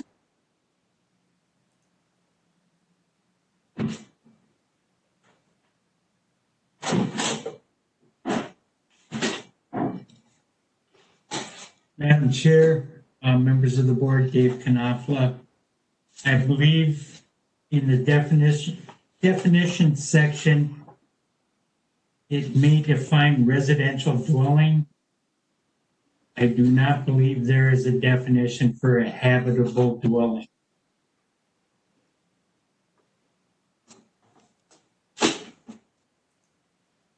Okay, thank you.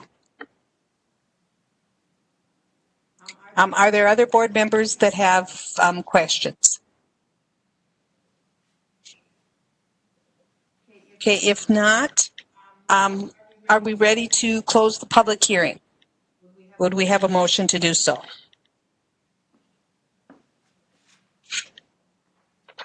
Dennis Gregory, I move that we close the public hearing. All right, we have a motion to close the public hearing. Do we have a second? Madam Chair, Sean Blackburn, I'll second that. All right, is anyone opposed to closing the public hearing? Hearing none, the public hearing is now closed. We will go on to findings. And just a reminder to members that these are different because it is a appeal. It is not a regular variance request.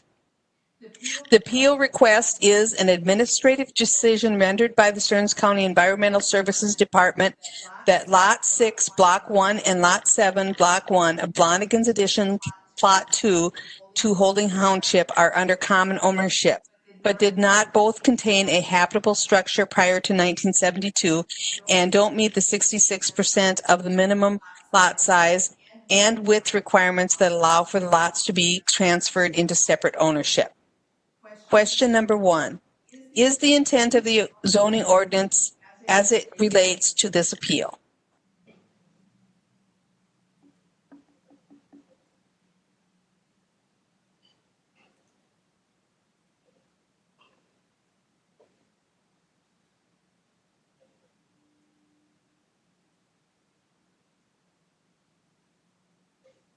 Madam Chair, Sean Blackburn, would you repeat that question 1, please? Okay, this question is, what is the intent of the zoning ordinance as it relates to this appeal?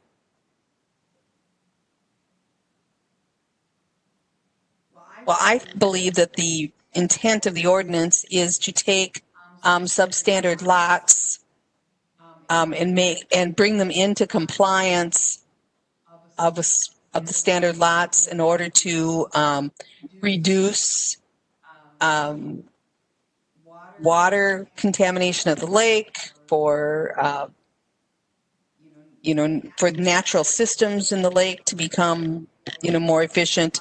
A lot of the things that we are concerned about, the environment of lakes, as well as the concerns of the DNR for the environment of the lake, to be improved. And that when two substandard lots are in common ownership, getting them into one lot would accomplish those goals. Madam Chair, Dennis Gregory, I don't disagree with what you just stated. The struggle I'm having, with this question is I think that is the intent. But as we know from sitting on the board, all of us for a long time, there are often lots that are 10,000 feet or 13,000 feet. And simply, just because they're under separate ownership. And so I think ultimately I'm going to agree with you on that intent, but I'm going to really struggle with the next question. Right. Are there others that would like to comment on question 1?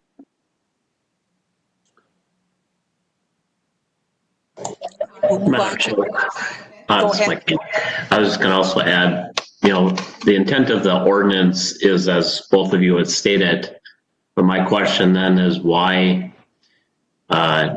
wasn't this parcel then as one parcel? Why have they received 2 separate parcel identification numbers and paid separate utilities on 2 different? If that was the intent, then they should have at some point made a combination, made them one lot, one parcel ID number, one utility bill, and it sounds like the owners are saying that none of that has changed from the time they've taken ownership. They're still paying, they have 2 different parcels for tax purposes. Is there a staff member that could comment on what that process looks like as far as combining something into one parcel number?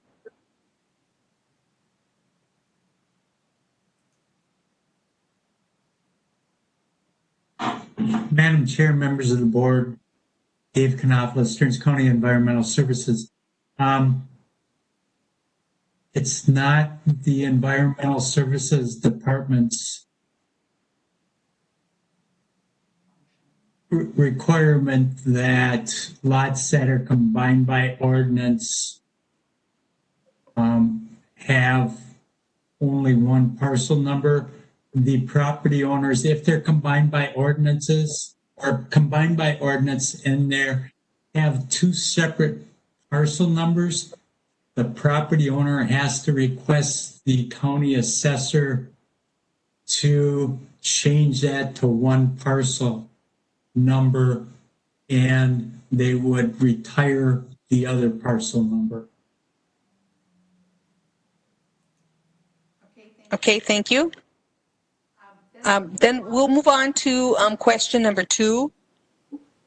What is the intent of the comprehensive plan as it relates to this appeal?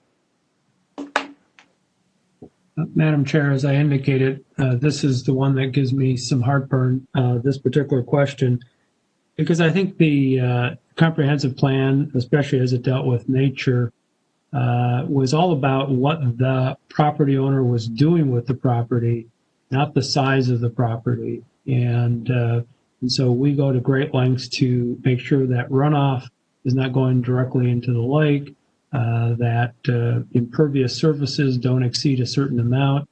All of that has to do with the individual property owner and how they're utilizing the property.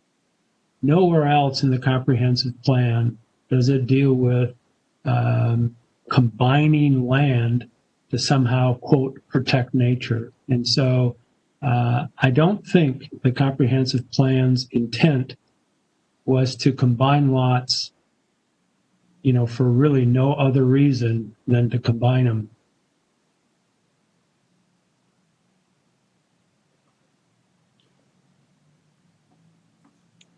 Okay, additional members? Anyone like to speak to number 2?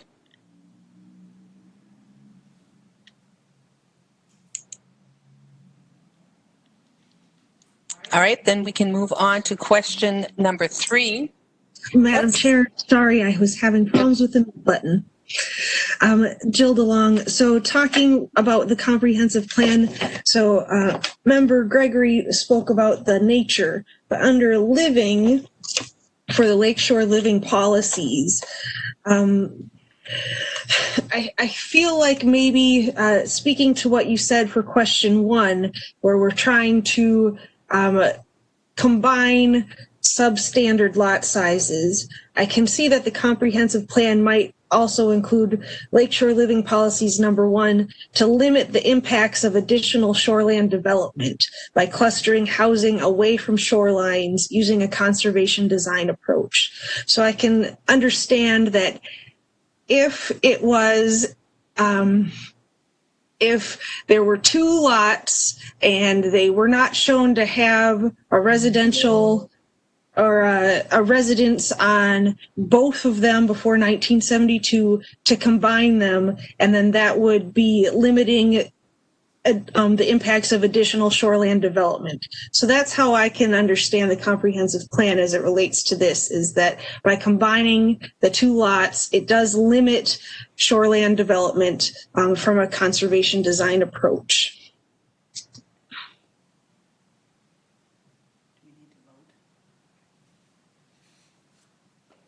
Madam Chair? Yes. Dave Gamrod?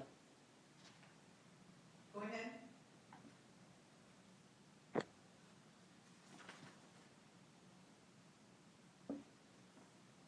Bonnie, you're on. Go ahead. Go ahead. Okay, my comment would be is I think that the DNR, in the making of this rule, did not take into consideration the rights of landowners, whether it's, you know, I'm wondering if the DNR really has the insight to make laws. I think the laws should have been made by the state, not by the DNR. The DNR sometimes oversteps its ground and to me, I've dealt with them enough that I know that they're not to be trusted in all their decisions and things that they say and the way things work out.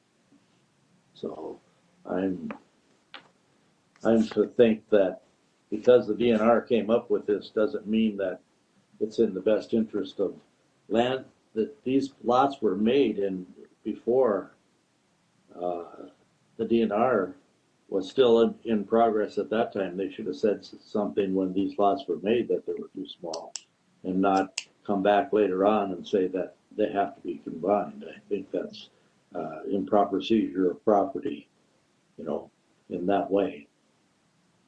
So to me, this thing is wrong.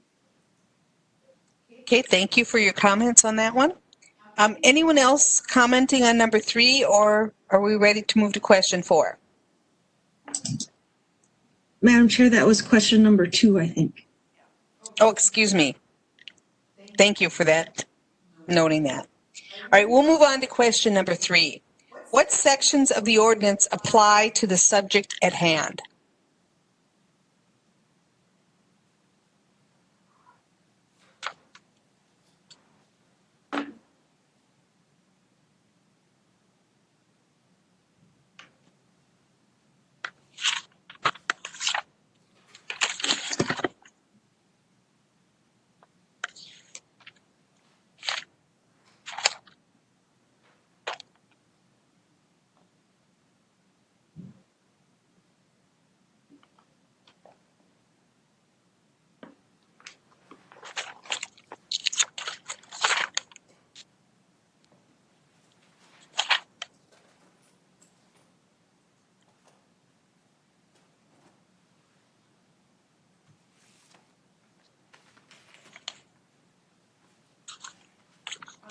As per our package, as part of the ordinance language, on the second page, it's Minnesota Statute 394.36, subdivision 5 would refer to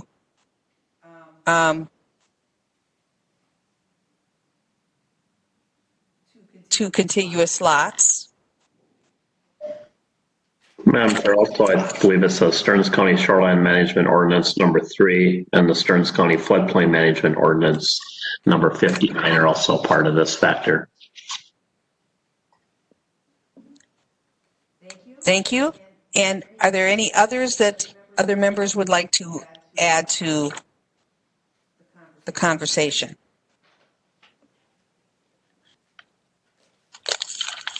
Okay, then we will move on to question number 4. Has staff properly applied the provisions of the ordinance to the activity in question, and why not? Madam Chair, Dennis Gregory, I do read the provision to include that there was a residential dwelling on the property when the applicant purchased the property, when it became under common ownership. In 1997, there were residences on both lots. And so I think in that case, staff did not properly apply the provisions of the ordinance.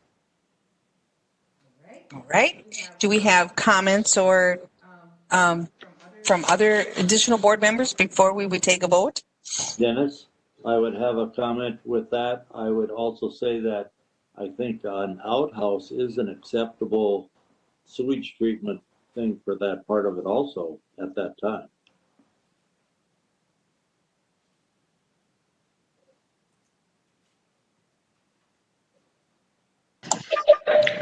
Madam Chair, Mike Kane, I also agree with Dennis's comment on no matter how crude it might have been, it was definitely somebody's living quarters and at least for summer activities.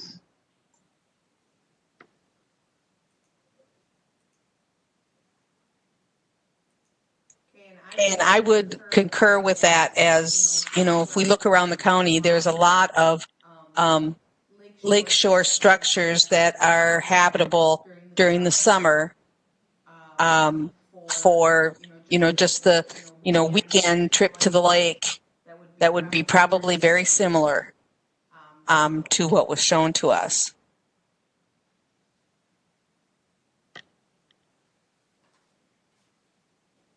All right, then we are ready. If is there someone that would like to make a motion?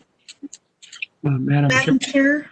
Madam Chair, just for question number 4, I agree. When I looked at that blue cabin, it looked like a place that was quite common from what I see as like a fishing shack or something that people would sleep in on the weekends. I do want to bring to attention, though, in Ms. Winskowski's letter, where she says that the assessor's office added a value for a 12 by 16 shed in 1980. So it does. I just have to add that if it was legally called a shed in 1980, I can understand that if it was not legally established, that legally, even if people did spend time in there on the weekends, if the assessor's office called it a shed, and if perhaps the previous owners called it a shed when they built it, there is that gray area.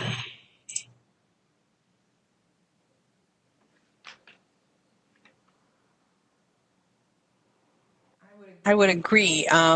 So if it was considered on the tax rolls as a shed, they were not being taxed for residential for a residence. They were being taxed for an accessory structure. That's an interesting point. I guess, Madam Chair, if we could maybe ask the applicant if they knew what it was taxed as and if they agreed with that when they purchased it. All right, applicants, are you still there with us? Can you comment on that, please?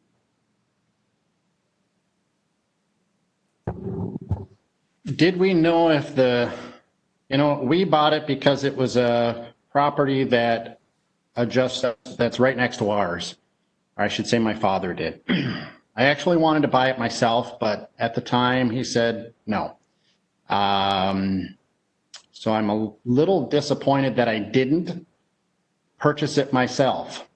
So up until, we never had intentions of using the cabin for anything. We had a camper, and that's what we used as our cabins, and we still do to this day. So when I look at determining whether or not, when I interpret the law and the laws that are out there, and it says what is a habitable dwelling, there is nothing out there that determines what quote unquote a habitable dwelling is. If any of us watch TV, you'll see that people live in all types of things, whether it's a teepee, a shed, whatever that residence may be to keep you dry and warm is your habitable dwelling. I provided you with pictures to prove that it's a habitable dwelling. And when we bought it, it was a habitable dwelling. And we're just trying to, keep the properties separate as they should have been. My dad, being 90 years old, would have loved to come here tonight. However, I didn't know how many people were here, and with COVID, I felt it would be best that he stay at home. We just can't quite figure out how this could have happened when we see other properties that have been divided, and we almost feel like we're being picked on, kind of bullied by whatever the situation is. So, I guess that maybe I'll let Liz address a few more of the habitable. I think we kind of went off the rails a little bit when we're looking at some things at the law side of things. So I'll have her bring it back. Going back to the taxable inquiry that was posed, I would caution against that train of thought along the same lines as the original arguments we were making. Looking at the plain language of the statute and the definitions for a residential dwelling unit, which I believe is the closest thing to a habitable dwelling unit or whatever permutation of those words may be, It states it is a residential accommodation which may include sleeping, kitchen, or bathroom facilities, and which is arranged, designed, or used or intended for use as a living quarters at any time. I think all of those things are readily depicted by the testimony and pictures. And again, whether or not they knew the tax status is could have been an error at that time. I don't know. I wouldn't venture a guess. But looking at the requirements of the statutes, all of them appear to be clearly met. Thank you. Okay. And I'll make one more comment. I think after being on this board for a number of years, and I think those of you that have been on the board for a while, we've seen lots of properties where we have a cabin and then a garage and then or a shed. And all of a sudden the shed is being used as a residence. And the county's, makes a very specific to determine whether something is a residence or whether it's a shed. And if it's being taxed as a shed, to me, I'm looking at it then as a shed, if it's being taxed as a shed. And other members might have other views on that.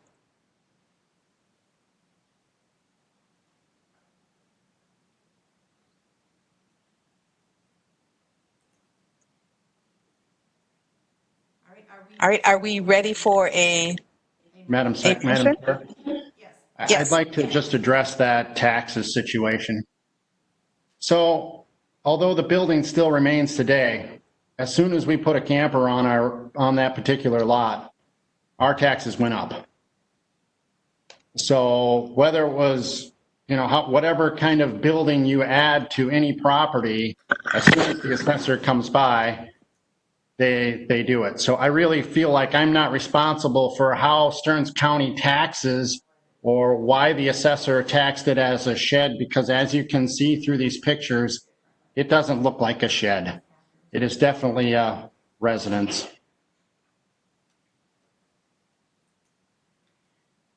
Okay, and I believe that's probably because after the purchase date, then if it was used as a camping, then it was being used as a camping site. That was probably why the taxes went up. But at the time of the sale, it was sold as a shed. And that's the way I'm interpreting it. Maybe others interpret it differently. Madam Chair, to move this along, I would make a motion that we uphold the appeal request. All right, we have a motion to, now when you're saying uphold, so. Bonnie, I think you're muted. Thank you. So when you're speaking of upholding, you're upholding the appeal in a favor of the applicant. Is that what your motion is? Yes, it is. All right. So we have a motion on the table. Do we have a second?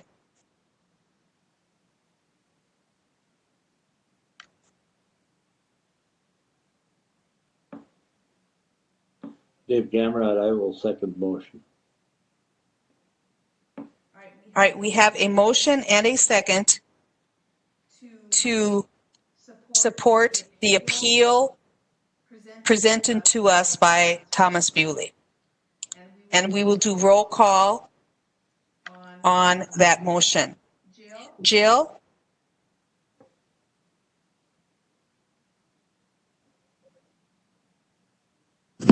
I'm not sure yet. Come back to me. All right, Mike? No. Jake? Yes. Sean?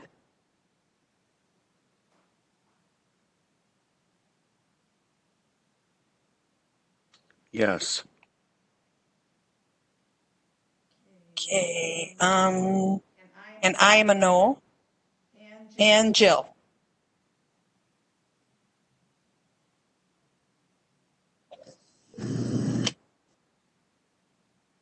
So right now we have 2 noes and 4 yeses.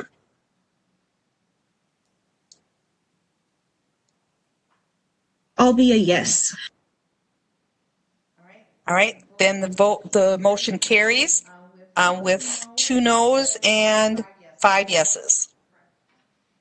All right, if you have additional questions about your request, you can check with staff during regular business hours via the telephone until COVID lets them be back in their offices again. All right, thank you. And we are ready to move on to our next item, which is item number 4, to consider a request from Mark Schreifels and Stacy Denfeld of Richmond, Minnesota, from sections 5.1.2A and 9.9.983 of the Stearns County Land Use and Zoning Ordinance 439 to construct a second floor addition onto an existing legal non-conforming residential dwelling that does not meet the required structural setback to an unclassified county road.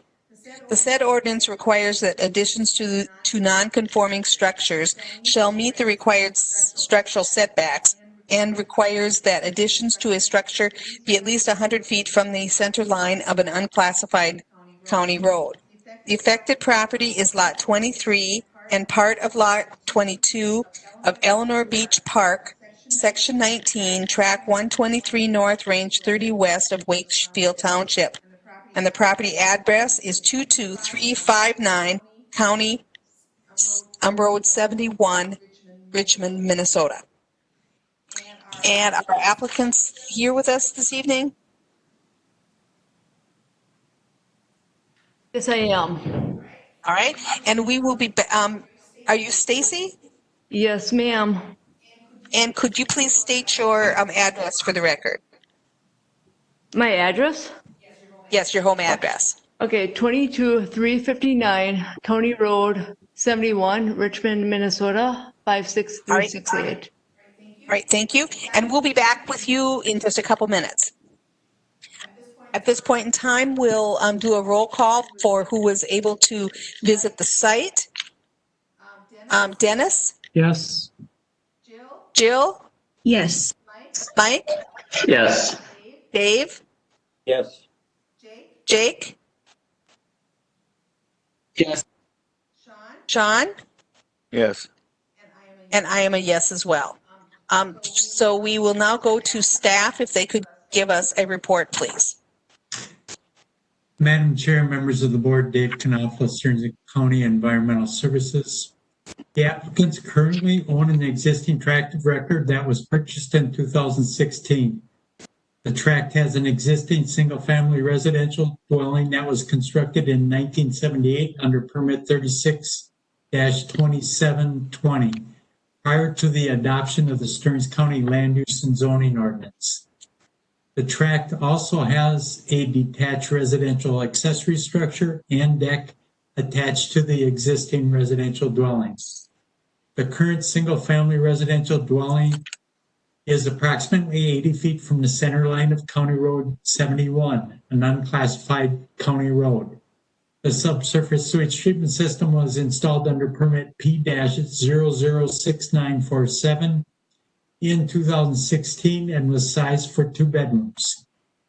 The applicants are proposing to construct a second story on the existing residential dwelling that will go no closer to the center line of the county road. The proposed second story will not add any bedrooms to the existing residential dwelling.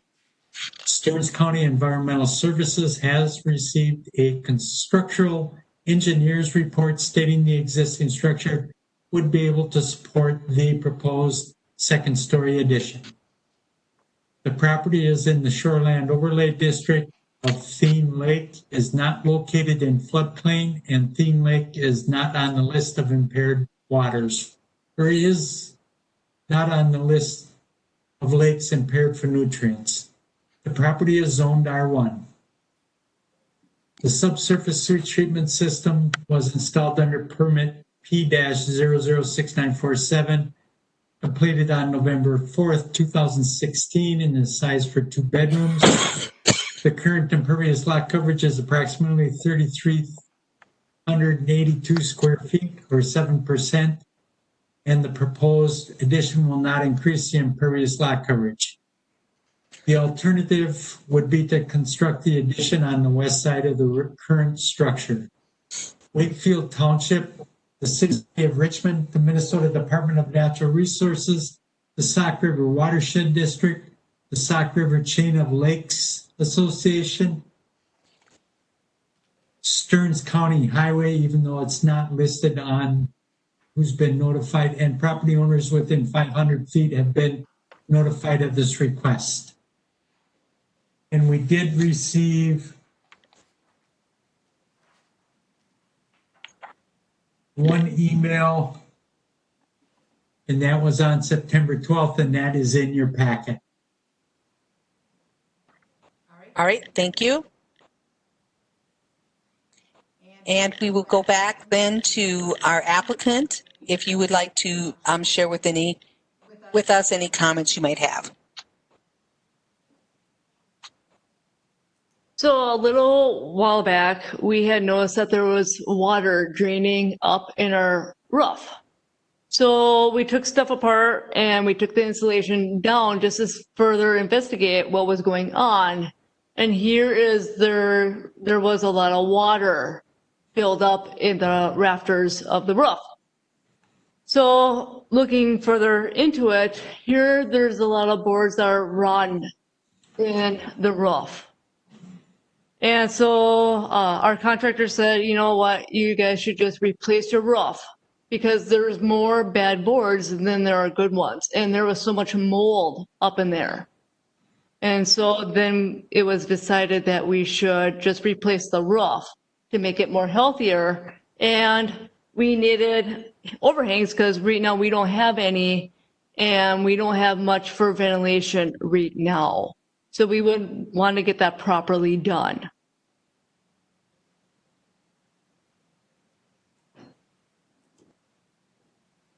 Okay, thank you.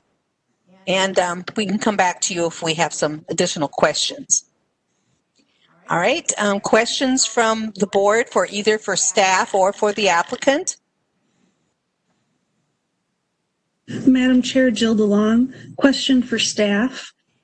In other applications we've seen in the past, if there was a structure that was too close to a road, we've gotten a letter from the county engineer. This is just changing an existing structure, not making it closer to the road. Has there been any correspondence from the county engineer?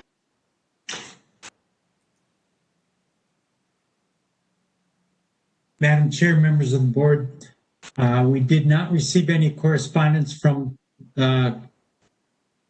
county engineer or county highway. They were notified of the request and sent information on this application.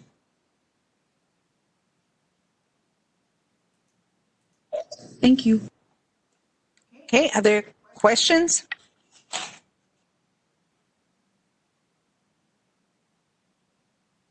Okay, hearing no other additional questions, are we ready to close the public hearing?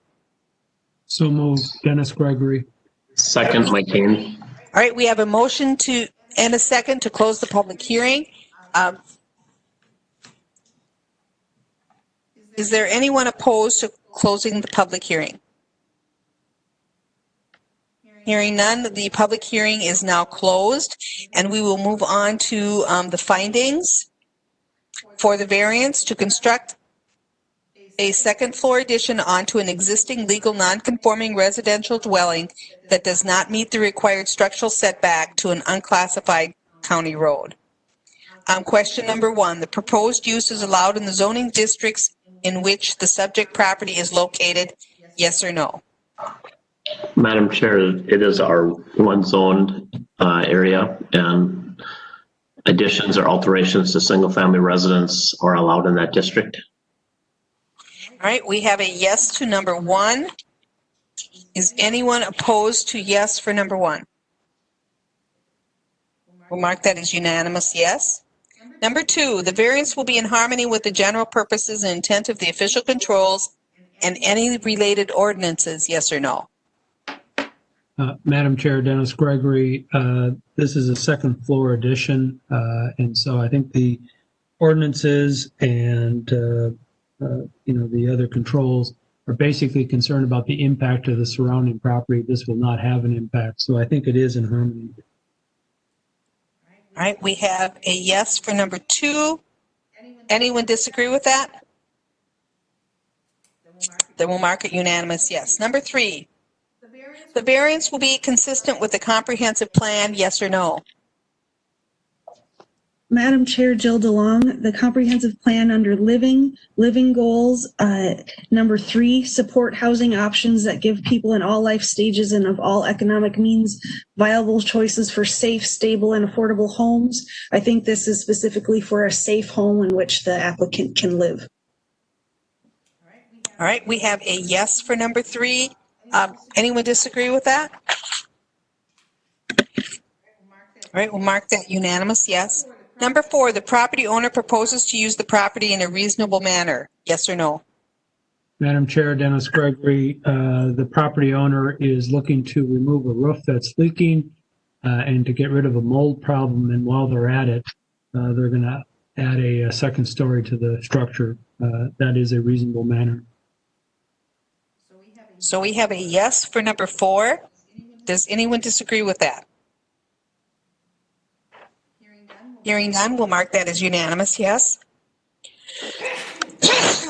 Excuse me. Number 5, the plight of the landowner is due to circumstances unique to the property, not created by the landowner, yes or no?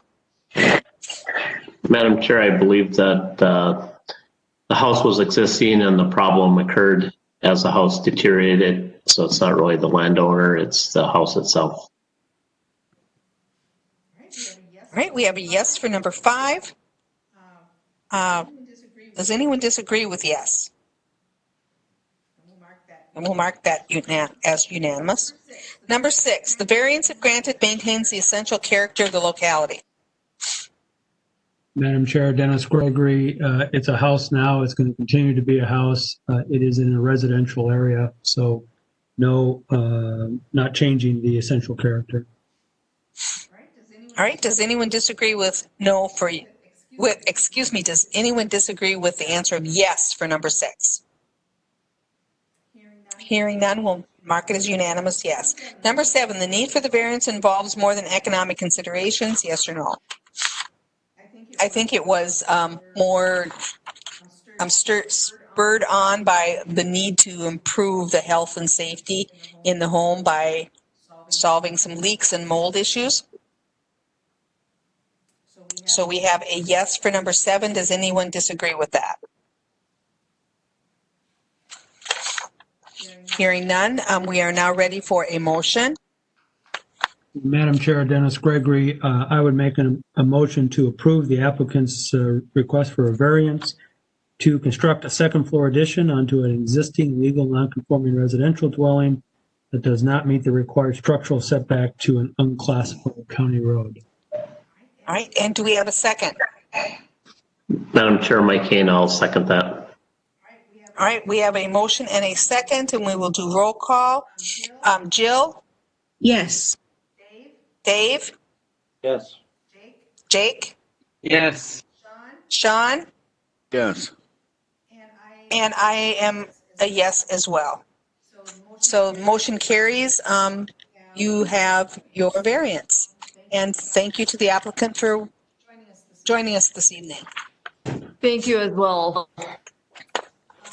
Our next item on the agenda is to consider a request from Albert and Joyce Winter Revocable Trust, Albany, Minnesota, from sections 9.9.9A3 and 10.2.11A1A of the Stearns County Land Use and Zoning Ordinance 439 and 6.2.1P Table M of the Stearns County Subsurface Sewage Treatment System Ordinance 422 to construct a residential accessory structure to place a 20-foot by 30-foot camper pad for the placement of a recreational camping vehicle less than 30 feet from the unclassified plotted road right-of-way and less than 200 feet from the OHWL of Pine Lake, classified as a natural lake, and to place a septic holding tank less than 150 feet from the OHWL of a lake classified as natural environment. The said ordinance requires a structural setback of at least 30 feet from the unclassified plotted road right-of-way, a structural setback of at least 200 feet from the OHWL from lakes classified as natural environment, and requires a setback of at least 150 feet from the OHWL for the placement of a septic holding tank from the OHWL of lakes classified as natural environment, respectively. The affected properties is Lot 3 and 4 of Block 1, Betsy's West Pine Beach, Section 12, Track 125 North, Range 31 West of Albany Township, and the property address is 36684 and 36702 of Pine Lake Road, Avon, Minnesota. And we will do a applicant. Are you with us this evening? Yes, I am. All right, and we'll be back to you in a little bit. We'll do a roll call to see who was able to visit the site. Dennis? Yes. Jill?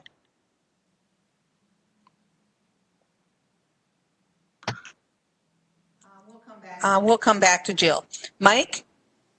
Oh, I was sorry, I didn't hear you say anything, Bonnie. Oh, okay. Okay. Jill, did you visit the site? Yes. Okay, Mike? Yes. Dave? Yes. Jake? Yes. John? Yes. And I also visited the site. All right, if we could get a report from staff? Madam Chair, members of the board, Dave Knopfler, Stearns County Environmental Services. The applicants currently own lots 3 and 4 of Betty's West Pine Beach that are combined by ordinance and is a legal non-conforming tract of record. Betty's West Pine Beach was platted in 1964. The 2 lots are in an R1 zoning district. The tracts contain a combined lot area of 13,432 square feet. Lot 3 has an existing 70 square foot shed that was constructed in 1970 prior to the official controls. Lot 4 has 2 recreational vehicle trailers. It is unknown when the RV trailers were placed on the property. One of the recreational vehicles has been removed from the property. There is no current subsurface sewage treatment system that services the 2 lots. The applicants are proposing to construct a 30 by 30, 900 square foot residential accessory structure on Lot 3 that will meet the side wall and building height standards for accessory structures on lots less than 0.49 acres in lot area. The applicants are proposing to have a bathroom in the accessory structure. The proposed structure will be located 10 feet from the right-of-way of Pine Lake Road and 55 feet from the ordinary high water level of Pine Lake classified natural environment. The applicants are also proposing a 20-foot by 30-foot camper pad on Lot 4 to place a recreational vehicle, travel trailer, that will be located 10 feet from the right-of-way of Pine Lake Road and 60 feet from the ordinary high water level of Pine Lake. The applicant is also requesting to install a septic holding tank 65 feet from the ordinary high water level of Pine Lake that will serve both the recreational vehicle and the bathroom in the residential accessory structure. The property is located or is in the Shoreland Overlay District of Pine Lake, which is classified natural environment. Pine Lake is not on the list of impaired waters. There is no current subsurface sewage treatment system that services the 2 lots. The current impervious lot coverage for lots 3 and 4 is 5%, according to the survey. The proposed impervious lot coverage when the project is complete will be 13.4%. Albany Township, the Minnesota Department of Department of Natural Resources, and property owners within 500 feet have been notified of this request. And we did receive an email on September 22nd from Emil Towner, 36618 Pine Lake Road, Avon, Minnesota.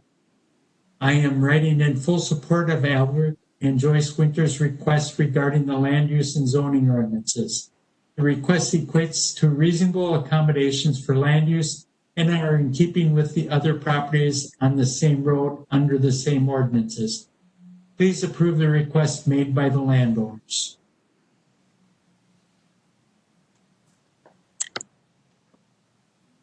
And that is all I have, Madam Chair. All right, thank you. And now we will move on to the applicant. If you'd like to share anything with us. Not particularly, but we have owned this property for several years. My husband passed away about 3.5 years ago, and it's just time to update the existing structures that were there were there. We did remove the 7 by 10 square foot shed, or 70 square foot shed, I should say. That's been removed as well. And I think it's just time to update and get a sewage system and have things looking up to par. Okay, thank you. Board members, and before we begin our discussion, I just wanted to have you think about this during the discussion. Because there are 3 items being requested, we can either do our findings, all 3 on one findings, we could do all 3 separate, or we could do a combination. So think about that so that we are prepared for that when we come to doing findings later in our discussions. So if there are board members that have questions for either the applicant or staff.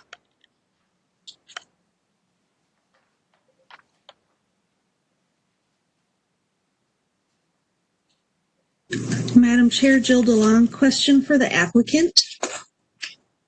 In the application, it says that I thought I saw somewhere that there are other properties that also have the same size of a garage, but I didn't see any on there. Could you indicate on the map which lots had a garage of that size, please? I'm not familiar which properties have that size of garage because there are very few that are double lots. There is a situation there. Almost everyone that has a garage on it is within that 10-foot right of way of the road.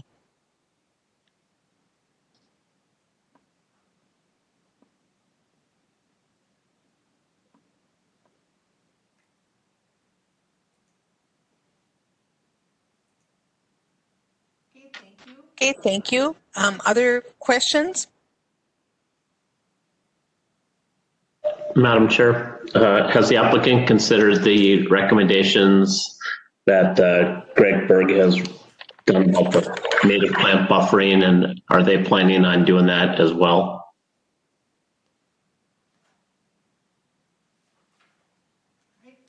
Right. Applicant, would you like to respond to that? Yes, if with some help from the land use lake shed specialist, it's something we would be interested in doing as far as if there's grant money or anything available to do this. It is a very soft lake, soft soils near the lake, so it's something that may take some other issues to grow vegetation there. But we're willing to work with them. All right, thank you. Additional questions?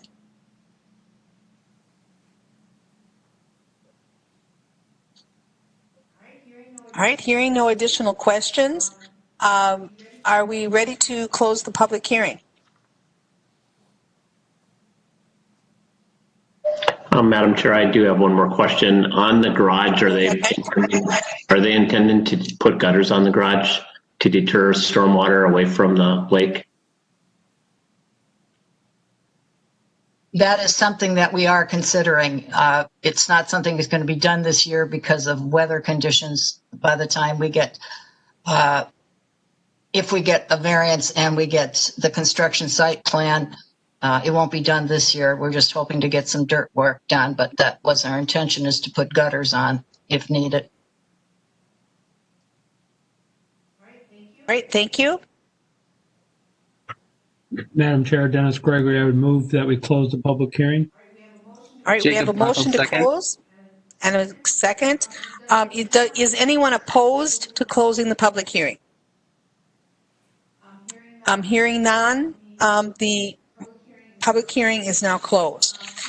Could we hear the thoughts of board members as to whether they would like to do the findings of the 3 items being requested separately, all together on one finding, or a combination of something else? Madam Chair, Dennis Gregory, my thought, I think all 3 of these are very related, is to do them on one finding. I would agree, Mike Kane. I would also agree. This is Jill DeLong. All right, it sounds like and I would agree with that. It sounds like we have a majority of our members agreeing that it should be on one findings.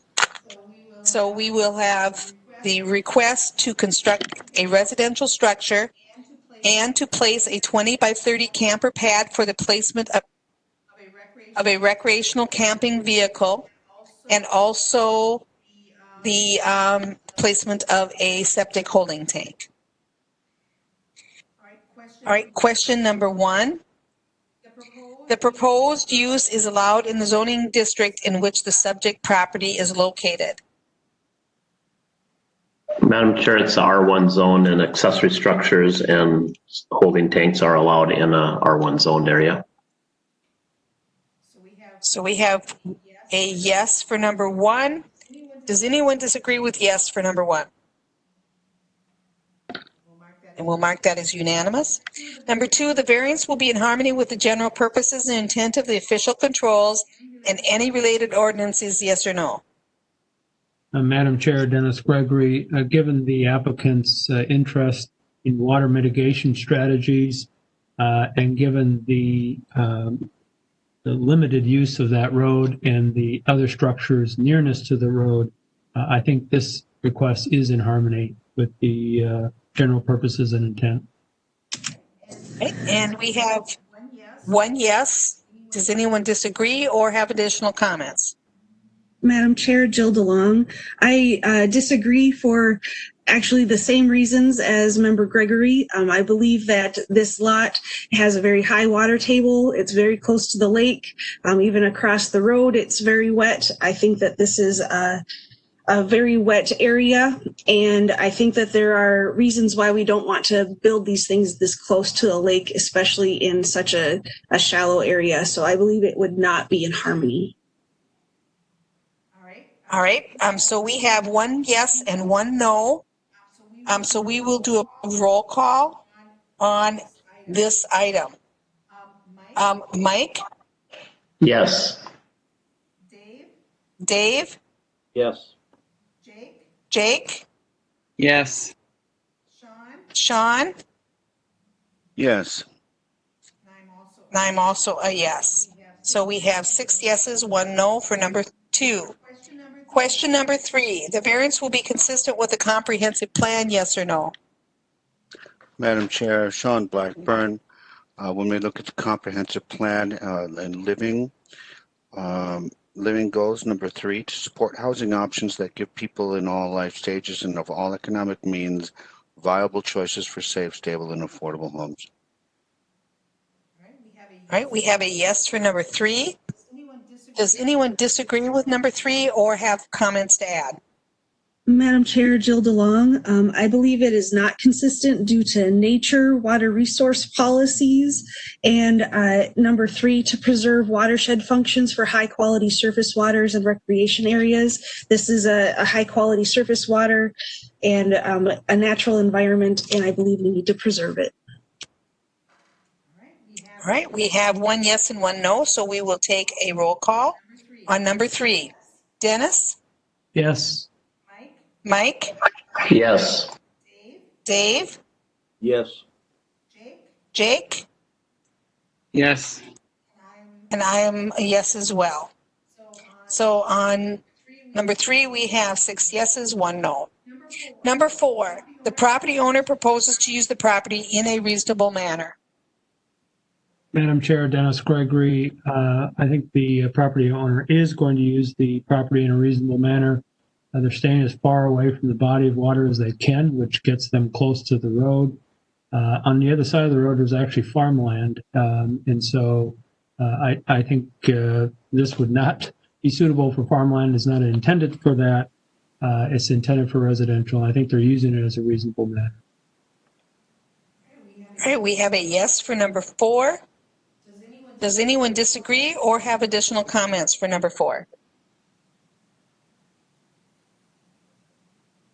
Then I will mark number 4 as a unanimous yes. Number 5, the plight of the landowner is due to circumstances unique to the property, not created by the landowner. Yes or no? Madam Chair, Mike Kane, I believe because of the shape and size of the lots, the proximity to from the road to the lake is very limited options. And I believe the owner is doing the best they can to have the least impact on the environment as possible. All right, we have 1 yes for number 5. Does anyone disagree or have additional comments for 5? Hearing none, I'll mark that as unanimous. Yes. Number 6, the variance if granted maintains the essential character of the locality. Yes or no?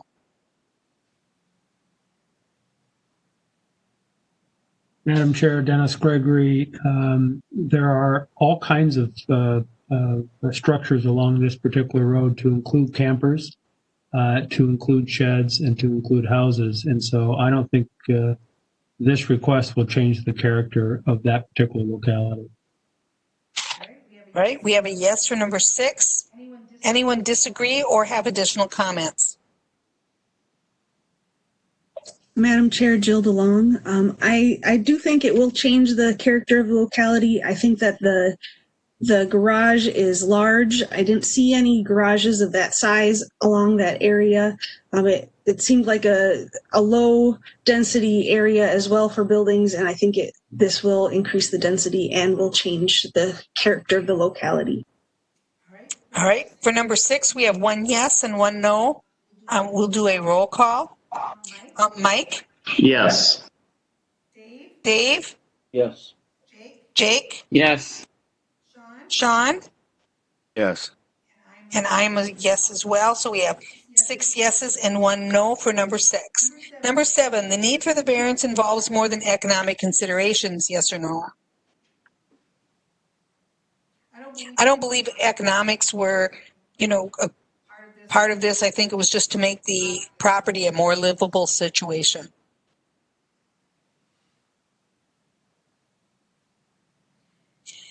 Does anyone disagree with yes for 7 or have additional comments? Hearing none, we'll mark that as unanimous. Yes. We are now ready for a motion. Madam Chair, Dennis Gregory, I would make a motion that we approve the variance as requested by the applicant with 3 requests. One is to place a 20-foot by 30-foot camper pad. Another is to place a residential accessory structure, both of those 10 feet from the road and less than 200 feet from the ordinary high water level. And then also to place a septic holding tank less than 150 feet from the ordinary high water level of the lake. And do you have any conditions? Yep. I was getting to that. Okay. I had to look at my notes here. 2 conditions. One is that the applicant would place gutters on the accessory structure. And the second would be that they would plant a native plant buffer at least 10 feet in from the lake. Okay. Do we have a Madam Chair, I'll second? second that. All right, we Mike have Kane. all right, Mike, we have a motion and a second, and we will do roll call. Jill, No. Dave, Yes. Jake, Yes. Sean, Yes. and I am a yes as well. Motion carries. And if you have additional questions, you can check with staff during regular business hours via phone. And thank you to the applicant for being with us this evening. And our last item on the agenda was asked to be tabled, but I think we probably need to make an official motion to table that. A question for staff, is there any 90-day concerns with tabling this, or has it been taken care of with the applicant? Madam Chair, members of the board, we are notifying the applicant that we're going to extend it another 60 days. The original 60 days would end on October 23rd. So they will get notification by email or mail within the next day or two. Okay, thank you. So do we have a motion to table? And I will just read the names of the BMW Properties, LLC, Joshua and Sarah Trisco. That item will be tabled? I will make that motion to table that item. All right, Mike has made the motion. Is there a second? Madam Chair. Go ahead, Sean. Yeah, Sean Blackburn. I'll second that motion. All right, we have a motion and a second. I'll do roll call. Dennis? Yes. Jill? Yes. Dave? Yes. I'll come back to Dave. Jake? Yes. And I'm a yes. And Dave, are you there? Yes, I'm here. Okay. Are you on this last item? Are you voting yes? Yes. All right. Motion carries then that we will be tabling that last item to a future date. Now, does staff have anything additional for us before we close the meeting? Then we're looking for a motion to adjourn. So move. Jacob And a second. All right, we have a motion and a second. All in favor? Aye. Aye. Aye. Aye. All right, thank you. And we will see you in October for 2 meetings as well. Thanks, everyone. All right, thank you. Thanks, everyone. Bye now. Thank you. Bye.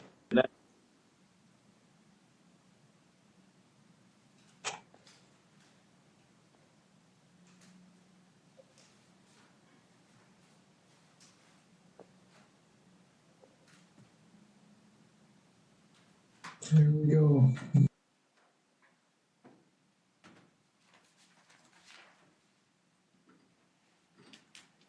Nice job. Well, I didn't get Dennis's 8 o'clock to happen, but. You know what, considering the number of items and the difficulty of those items, you did really well. That appeal was not easy. No. And I don't know, I guess I'm not upset with the outcome. I don't think I agree with everything, but I think there's some other questions that we now have to ask ourselves. Yeah. And I think that's what we're supposed to do. I think that's part of why the variances and appeals and processes work. I don't know if I agree with all of her interpretation, but I believe they bought and sold it as a shed. And I think that's why the value went up so much, because now it was being used as a recreational site. And so you put a camper on, oh no, it's habitable. If our assessors don't know, and we never got a permit for it to be a shed, how are we supposed to know that's in anything other than a shed? Right. You know, now do people live in all kinds of dumb stuff? Yes. Yeah. Do I think they should? No. But do I have any control over it? No. And it's kind of like, well, whether we agree or disagree with what the state law says, Correct. we just have to interpret, you know, and that's why I was trying to remind him that we have to, you know, interpret whether you applied it correctly or not whether we agree with it. Right, and I can agree with Dennis. I think there's some issue, which is the reason he's on the Board of Adjustment in the first place, is based on his lots, because his were combined. And I get that. I think the bigger issue though is, you know, are we interpreting it right? And I kept trying to pull up the statute and I couldn't find it. I couldn't get to it. So I was a little frustrated. But I would be certainly interested in that. Is it just this part, Deb? Yes. Okay. And do I have to turn? I'm going to show you what, I brought my computer. Do I have to turn this off? The mouse? Yes. Is this turned off? Yep. Okay. This is the one. And do I have to turn the screen off? Yeah. Okay. Okay, this is what we get. And when I click on it.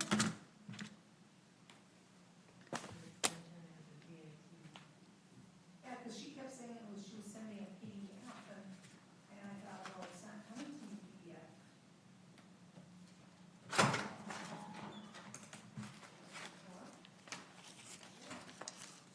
Is that Lori making her way back in? Yeah. Here's everything for you. I did sign everything. And then there's the one form that I also signed. Perfect. So everything else is in there, and then that's just extra. No, thank you, Lori. You did a nice job. So. And then in the. And thanks for being on the applicants in there. Yes. Deb, is there anything up here that's yours as well? No, I just need that. The hockey puck? Yep.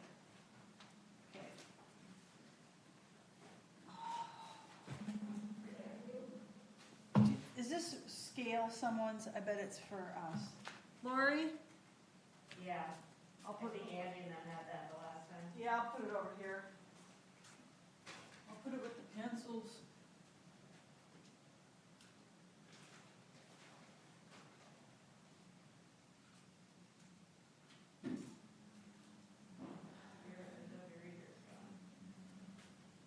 Oh, it's just Adobe Reader, do you think is a problem? Okay. Well, I know we have to change the default. So your stuff wasn't coming through correctly? Well, that ain't very fun. So if you're adding Adobe Reader, and what else did you say you were doing? You gotta change the default. Okay. Or change the default to Adobe Reader. Okay. Yeah. Okay, so I'll do this, because it wasn't coming in on Kenny's computer at home either. But I figured if you could figure out what was the problem on mine, I can fix it on his. Yep. That's good, Bonnie. I'm glad you can fix Ken. So the first thing I did was I did a search to see if you had Adobe Reader in your programs list. And it's not there, so. Oh, and I bet why we don't have it there is because this is a computer I use at work, and because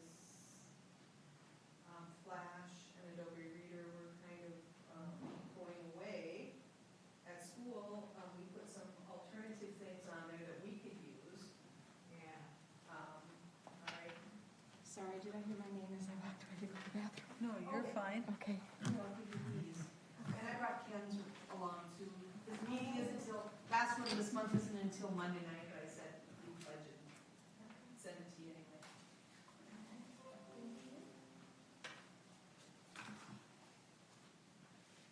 And then he jokes with me, he says, well, what if I die before Monday night's meeting and they have it on payroll? I said, I'll just call him and tell him just to deduct the money off of mine. Because I said I'd inherit it anyway. That's funny. What a character. Okay, so when you get to downloading, if he doesn't have it on his, then you gotta take those two check marks out, otherwise you're gonna get a whole bunch of other crap. Oh, okay. but now if I just know what the problem is, I can, yeah.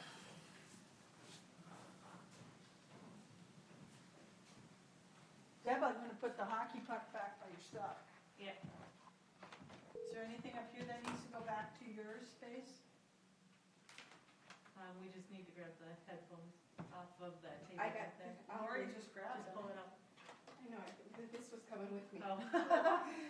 It was all coming with you.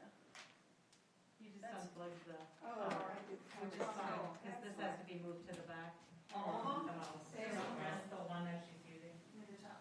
Oh, okay. And the mouse? That's right here. And I will turn the mouse off. Okay, the mouse is off, and this is the back.